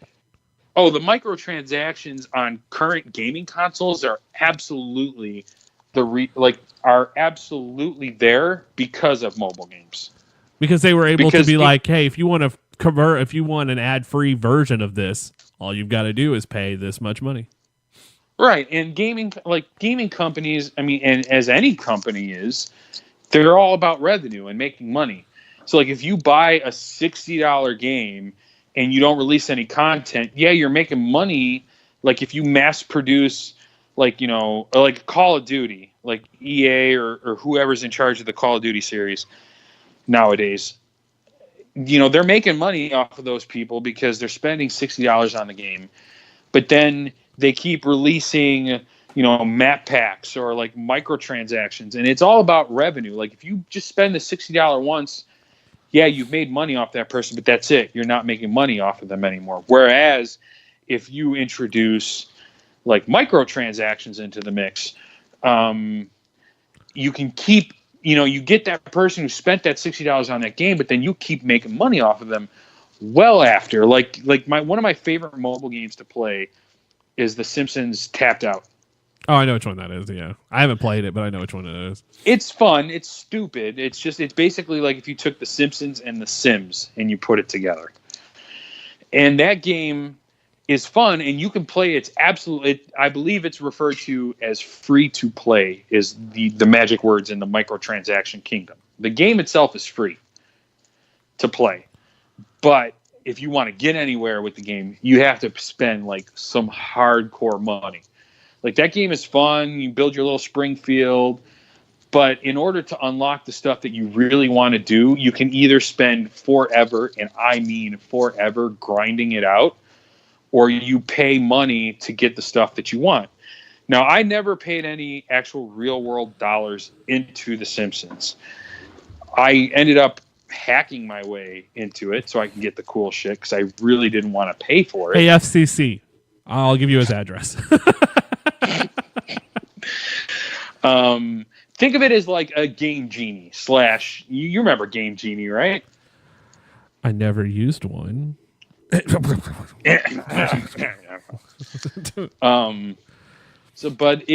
like absolutely like the gaming community and console gaming community is like, listen, we're making money off these people because we're charging so much, but we don't have to stop there.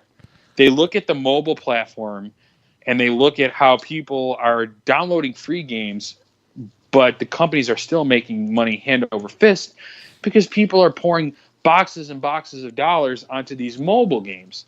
So from a strictly revenue point of view, I think they're doing gangbusters. But in terms of like the actual content, they're time wasters. Like there are There's very few of those. I think I play Angry Birds occasionally still, but that's about it. And I'll play a casino game. I've got a couple Angry Birds games on my phone. I've got like OG Tetris on my phone. I have like a movie trivia game on my phone. Like I have stuff that like, it's like, all right, I got a little bit of time to kill. I'm like, if I'm waiting to pick my wife up at work, I'll flip open Angry Birds or something. I do love Words with Friends. I do enjoy that. And for some reason, I love games that like the with friends thing, just because I know I'm probably going to win and I'm going to brag. Like that's my moment where I'm like, I'm a terrible winner. I'm a graceful loser, but I am a fucking terrible winner. I am the same way. I'm very competitive, and when I win, I'm very much like, hey, motherfucker, I won, not you, I did. But when I lose, I'm like, all right, that's cool. There was an arena football game for PlayStation 2, and my friends at the time, we were playing, and I started trash talking because I was up by like 30 points. And I'm just like, I'm going to be a dick now. And he got so pissed. He threw down the controller and broke it. He's like, oof. This is fucking stupid. And controllers are not cheap to replace. They're almost as expensive as the games themselves. It was a Mad themselves. Catz controller. Shut up. Huh? It was a Mad Catz controller. It didn't matter. It was like $6. Oh, Mad Catz. You know the best part of the Mad Catz controller was on, I don't know if Super Nintendo ever had one, but the Sega Genesis one where you could flip up the turbo. Oh, I remember the turbo button. So like you could do the like rapid fire if you were playing action games or whatever. Which is great when you're playing Mortal Kombat and all you got to do is just hold the down button. Mm-hmm. And all you did was just uppercut. Which is... The first time, like I was, again, never big into sports games, but one game that I was always very good at was, do you remember NFL Blitz? I do remember. Oh yeah, those games were great. Those games were. They were like super, like hypered up, like hyper realized. It's like stylized. Yeah, it's Blitz, and then NBA Jam was the other. It was like the NBA version one. And NBA Jam is still probably one. If I see that in an arcade, I'll play it. They have that at the Galloping Ghost. That was always a big one. 95, that roster from 95 where the Bulls don't have Michael Jordan. Like, come the fuck on. Yeah, like, and that was like basketball games in the 90s didn't really feature Jordan a lot because it's like, well, he'd be the most godly player. Well, in the game, Jordan never let his likeness out for video games very often. So you had to like. I remember I had a basketball game for the Nintendo 64. Kobe Bryant's NBA courtside or whatever it was called. And they had player creation and I had to create Michael Jordan every time to play that game. And I always gave him like the best stats because it's like, whatever, it's Michael Jordan. But yeah. What were we talking about? Microtransactions. We go from microtransactions to Michael Jordan. Like DLC is like the earliest version of microtransactions. I'm more okay with DLC content if it provides to the game, as we stated. Like I'm fine with it, but when you're just telling me I've got to pay like $20 for tokens to buy something in the game, that's dumb. You're an asshole. Like if you're gonna make me spend $20, give me story content. Give me like an extra 4 or 5 hours of like, all right, so you beat the game, this is what happens afterwards, or this takes place before the game. Like if you're giving me actual stuff that I can sit down there and play and enjoy, then I'll do that. But if you, like you said, just making me spend an additional $20 on tokens to be able to upgrade my character one level or have a somewhat more powerful weapon, that's too much for me. There's a lot of games that are doing that does that now, and that's why I'm kind of done. That's why I was like, hey, at least Nintendo gave me all of this up front. Mm-hmm. And I'm like, again, Legend of Zelda, because that's what I'm playing, and that's just what I'm harping on. But I know that the entire game was on that disc, and I can get the DLC, which I'm going to get the DLC because I would like an up version of the Master Sword. Who wouldn't? And there are games current of the current generation, of the disc-based generation, as I like to refer to it, where like a lot of studios will put the entire game, all the content included, on the disc. So the game is on the disc already, but it doesn't become unlocked until you pay for the DLC. Is that crazy? 2K does that. That's insane. Like the content is there. Like you put the disc in your system, and you install it and everything. That's another thing I hate about the current generation: the installing. Don't have to worry about that with the Switch. It takes like a minute and a half, and you're good to go. Like I hate getting a new PlayStation game. Fuck. Oh, I hate it. I hate it so much. Like you can't play for an hour because there's already like 3 updates for a game that came out 6 minutes ago. It's ridiculous. And it's not even that. Like I just installed, I installed Resident Evil 2, and it only thankfully took like an hour because we have really good internet here. But like the fact that I remember with Nintendo and even PlayStation 2. Like 360, you had to kind of install games, but on PlayStation 2, you popped the disc in and you played it. That was it. You went right to it. And a lot of 360 games, you did that too. It wasn't until later in its life. Didn't that start in the PlayStation 3, Xbox 360 era? Yes.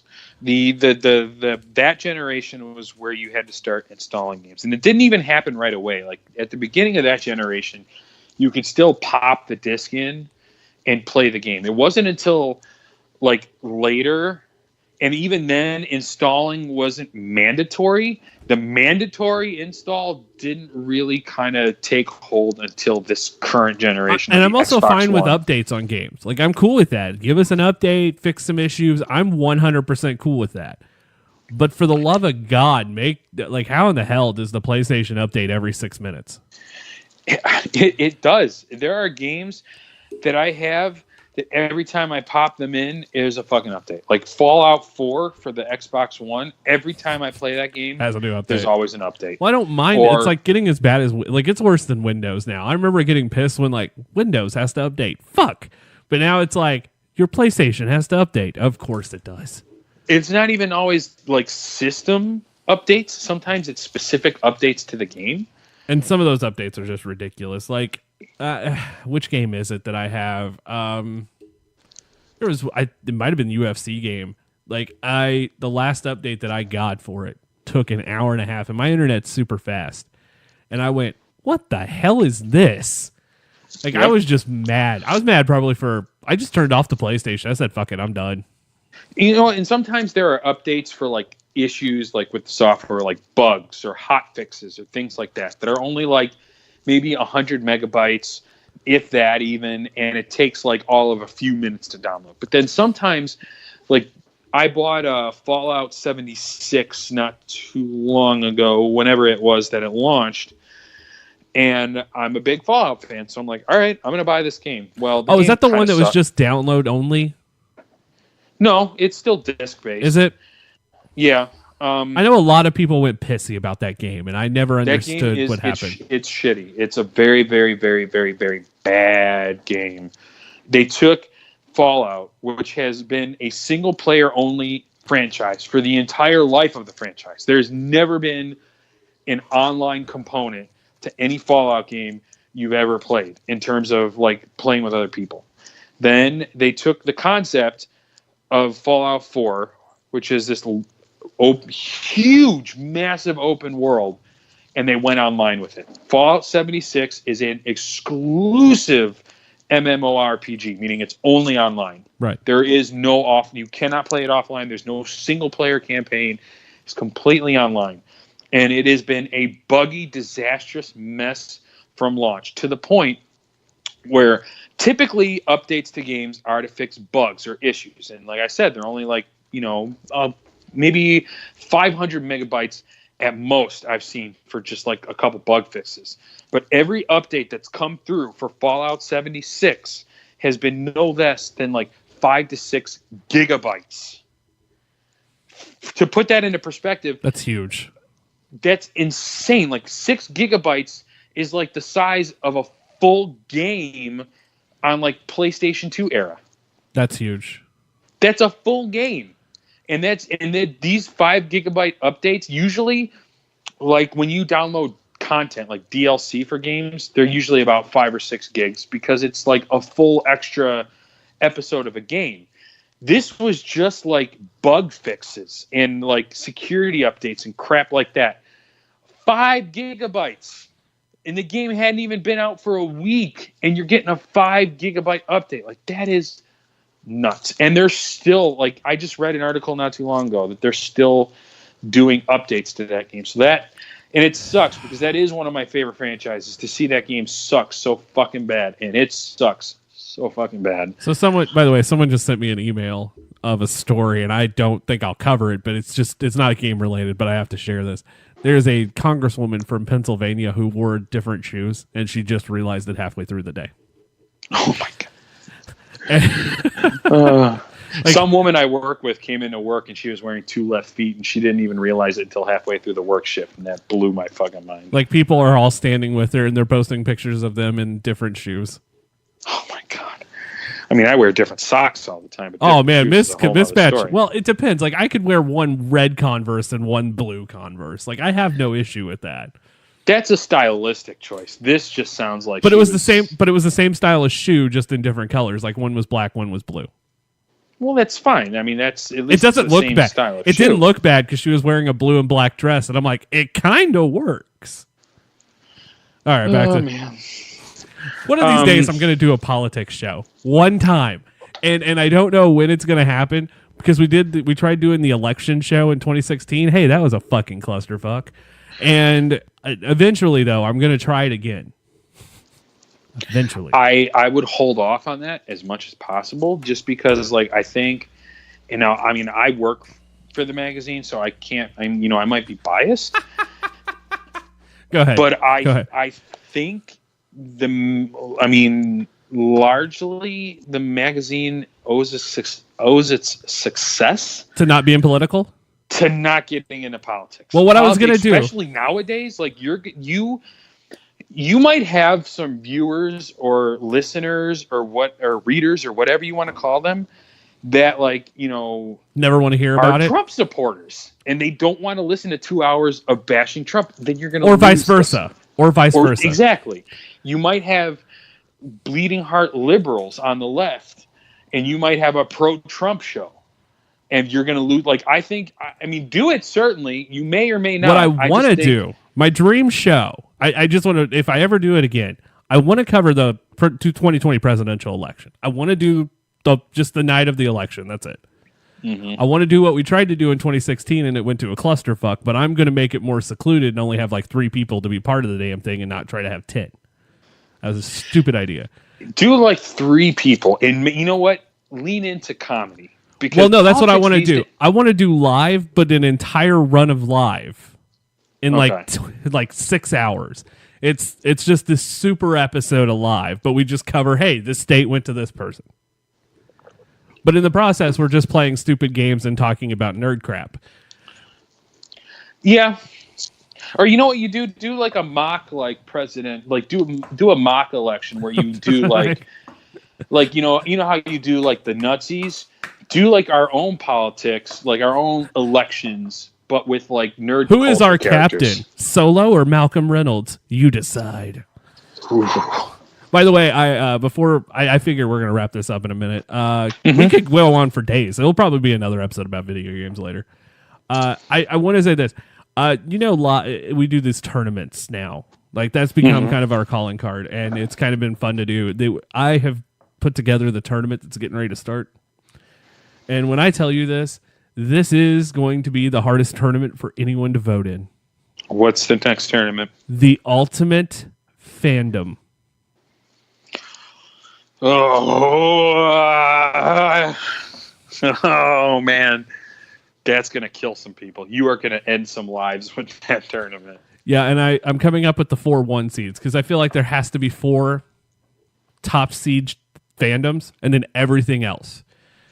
Now, like, are you? My question, is like, all right, like, let's say you do Marvel.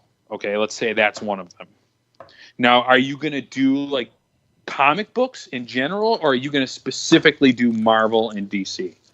We discussed this because there's going to be 64 fandoms. We're going to break them apart. Okay, so you're not just going to do like science fiction, comic books, video games. You're going to actually get into specifics. Yeah, I haven't figured out what the 4th one's going to be, but the 3 of the 4 1 seeds right now is Star Wars, Star Trek, Harry Potter, and I don't know the fourth. The fourth one should obviously be Marvel. Well, and then you could be like, well, the fourth one could be DC, and it just kind of argues because remember, Aquaman won that fucking tournament. I will never ever fucking live that down.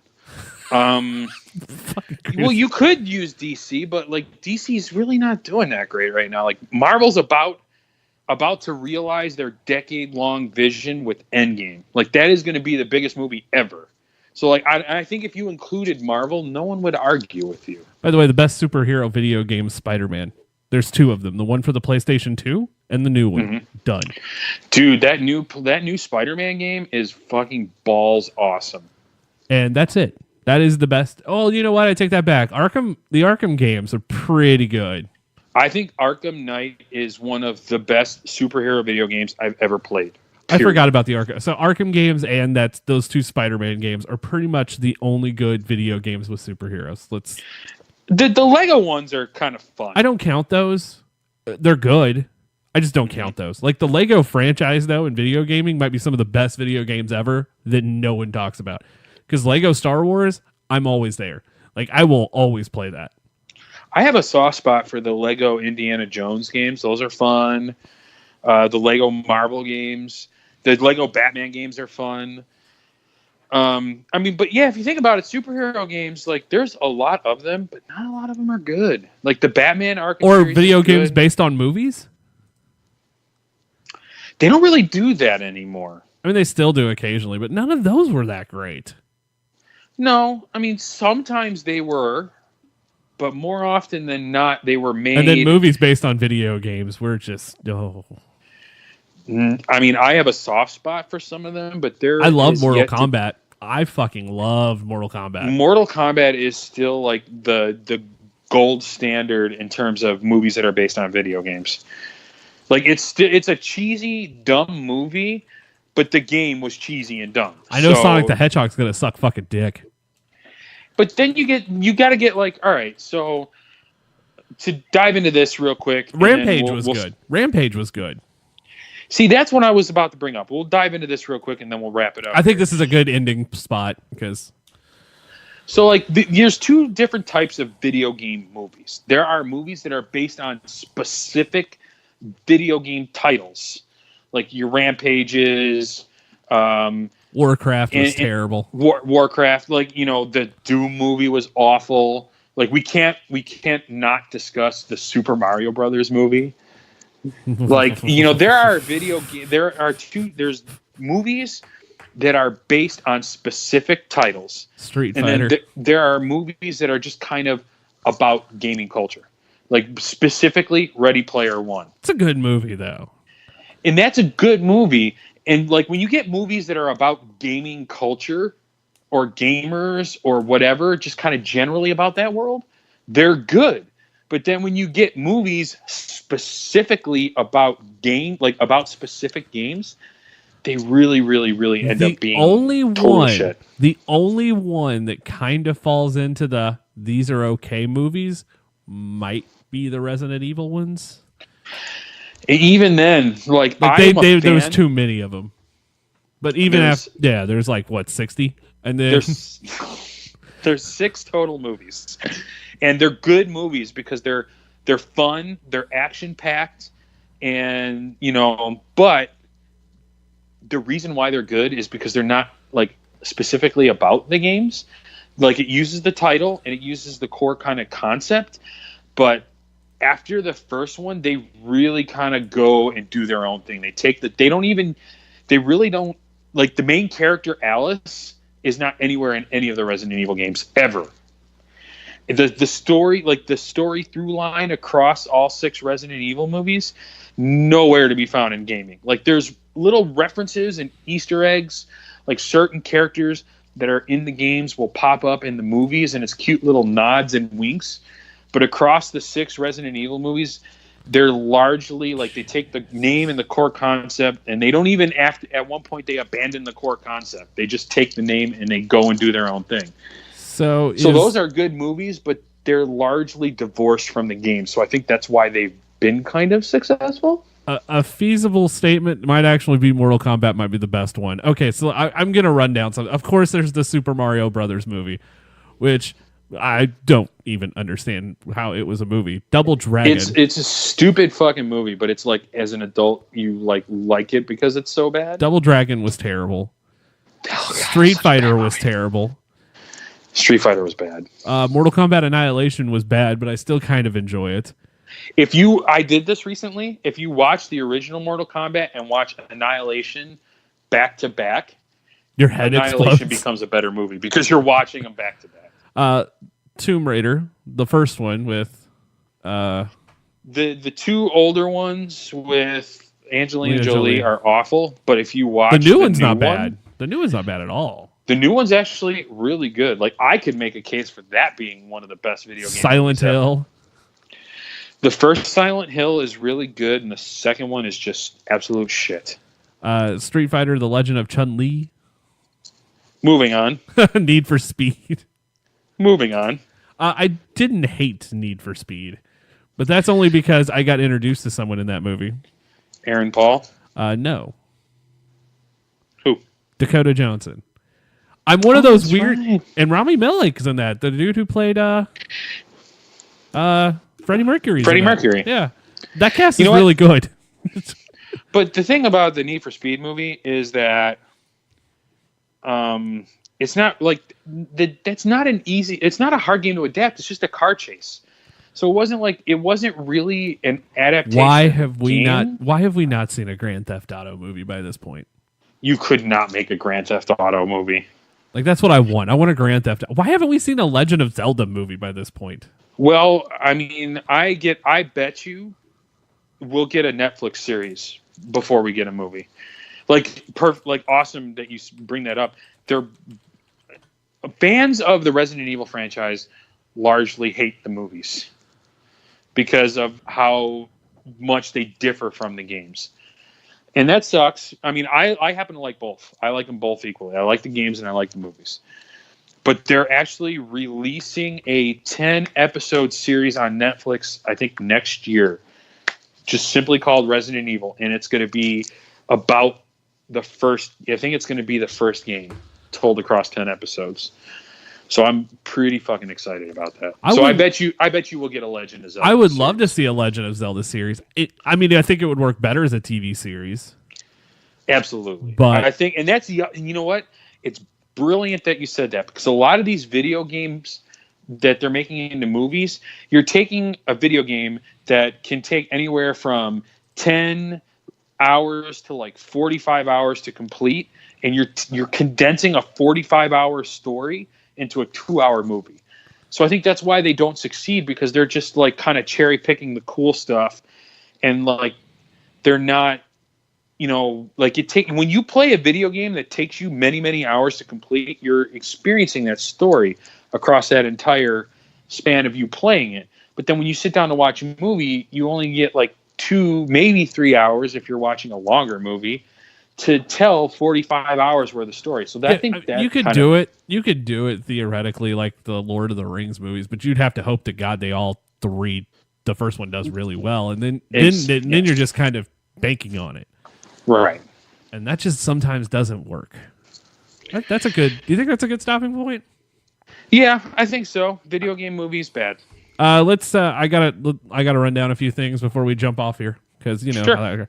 We're going to be playing TBK Live. Will be playing at Comic Con Kansas City. I got to talk about that because we're going to be there and it's going to be fun. Sunday, March 31st, 2:30 is our time. Come check us out live. See the show live. Brodie will not be there because he'll be playing around with his ding-a-ling. I don't know what you're going to be doing at that point. I will probably be playing with my ding-a-ling. You're going to be covering C2E2 next weekend. Yes, I am. In fact, I'm going to get this Devil May Cry article up as soon as possible, and then I'm going to write the first in a series of C2E2 themed articles. That is next weekend. Right? Yeah, next weekend. And then the weekend after is Planet Comic-Con. And then in the month of May, VisionCon in Springfield. Hey, we're doing 3 cons this year, and I've got another one, but we're not going to announce it just yet. And then on top of that, a few concerts are coming down the pipe, and I know a few of those. And then an event that I never expected to go to, and again, not going to talk about that just yet because I can't. What else is there? Check out the new layout. Always check that out because I have to rebuild the store now. That's where I'm at. Mm-hmm. The store kind of broke. Half of the store is there, half of it's not. And I go, huh. Well, they fucked me on that layout, the old layout. So I've got to rebuild the store. It'll get up and running. So it'll be up within the next couple of weeks, hopefully. You can still get stuff. You can find all the products still on the website. Just the store is half broken. Now, I know you briefly touched upon this, the Patreon thing. That is coming. That's going to come before, I want to say, Planet Comic-Con. And the reason now, are they going to be able to access that through the store? How do they do that? That's probably going to be on Patreon or Facebook. And I haven't really 100% decided because I really hate Facebook and I really hate Patreon. So there's that. But it's just going to be so I talked about this on the Buzz, and I actually worked it out in my head while recording an episode. So you can actually hear the thought process of how I came about doing Patreon. It's just $1. That's it. That's all you have. That's all we want. If you love what we do, give us $1. Now, are people going to be able to pledge more, or are you just going to make it $1? I mean, you can. I just do $1. I that's because if you do $1, you're going to get early access to shows. They're not going to be behind a paywall. There's going to be like you'll get them a day early. You don't have to wait. But the main thing is just kind of like saying thank you. And on top of that, you'll be entered to win our monthly giveaways, which are going to be insane. Because April's giveaway, because I'm going to launch this the week of Planet Comic-Con. Mm-hmm. April's giveaway is 2 tickets to your local theater to see Avengers Endgame. Sweet! And there'll be one winner there. And then in May, we have something cooking with somebody. And I can't really go into details. But I will tell you this. That prize is 6 months worth of fun. OMG. So, booyah. Whew. I'm not going to tell you what I think a lot of people might have guessed it. And then later this year, so my biggest time of the year is Christmas. Like, you know how much I love me some Christmas. I do. 12 days of giveaways at Christmas this year. That is insane. You, my friend, are... Nothing huge. Nothing that huge. There'll be one really cool prize, but... Richard's giving away a free iPhone. No. I need a new phone. Okay, so really quick, what phone do you have right now? I'm currently operating on an iPhone X. Okay, so I have to make a decision. I'm buying a new phone either this weekend or next weekend. iPhone. Well, that's okay. So you say that, but the battery life on iPhones are fucking ass. Not anymore, my friend. Not anymore. I thought about this getting iPhone that I've got. If I charge it to 100%, like it, and it depends on how you use the phone. Oh, I'm a hardcore user because of the site. Oh well, then yeah, if you're a hardcore user, any phone that you get, whether it's Android or iPhone, you're going to suck the life right out of the battery. That's why you got to get. They have these cases that have an extra battery in them. Right, and I'm considering that, but I've been trying to decide: do I want to stick with an iPhone and get an XR because I really like the look of those, or do I want to go with a Samsung's Note or a Galaxy 10? Because let me just say something: those things look amazing. Well, speaking for me, I'm an Apple fanboy. I love Apple products. I love Apple products too. I just don't know what I want. I like them. They don't have like the super like awesome customization level that say Android phones do, but the cool thing is like look at it from this. If your iPhone breaks down, if your Android phone breaks down, where are you going to go to get it fixed? The store? But what I'm saying is you could go to like the T-Mobile store. If you like, say you're on T-Mobile, but then they have to send it out, and it takes forever. I'm going to give you a fun story. You want to know the closest Apple store to me is an hour and a half away? That's crazy because we have like 2, maybe 3 Apple stores here in Illinois. Like maybe 2-3 hours away, maybe. Like it might be Memphis, but I don't know if Memphis actually has an Apple store. My closest Apple store, I think, is like about 20 minutes away. Yeah, you can fuck off. I like the iPhones because they're easiest to use. The updates, they update them constantly. But that's what kills the battery on those fuckers too. So I really don't know yet. I have not decided. I've got to make the decision before Kansas City because I have to have a new phone before playing at Comic-Con. Plus, the cameras are easier to use, I feel, on an iPhone. But hey, I will keep everyone abreast if they actually give a shit on that one because I really don't know what I'm getting. That's going to be a whole episode of the Buzz. I think it's going to be the day. I'm just going to record myself talking the day I go to buy a new phone. Take it in and record it. That should be a fucking gas. Oh my god. So man, this was fun. It was. This was a blast. Thanks for coming on with me and doing the show with me. I'm looking forward to future episodes. I think. Our next episode. Yeah, because the next episode, I kind of threw this topic on you because I was like, hey, I'll do a vague topic. That'll work. What you got for the next one? I think the next one, since, Captain Marvel just came out and Endgame is coming out next month, I think our next topic is going to be the MCU. Yeah. I think that's what we're going to talk about because Endgame's coming out and that's going to represent like the 10-year journey from the first Iron Man all the way to this one. So I think that'd be a pretty cool thing to talk about, like, all the movies and characters and things that we liked and didn't like. So I think that's going to be our next topic. I'm 100% behind this. So, well, Richard, thank you for joining me today. It's been super fun talking to you about all things video games. We might revisit this topic later. Oh, we have to. I feel like it's such a big topic. There's like so much we didn't get a chance to talk I think if we revisit this topic, we'll broaden it down to like just a system. Mm-hmm. And just rave and rant on that system. Absolutely. So. Well, thank you, sir, for joining me today. It's been super fun. Thank you guys for listening. We super, super enjoy that you listen to the show. Is there anything else you would like to add? Stick around for more butt fuckery for the show. Plenty of butt fuckery abound.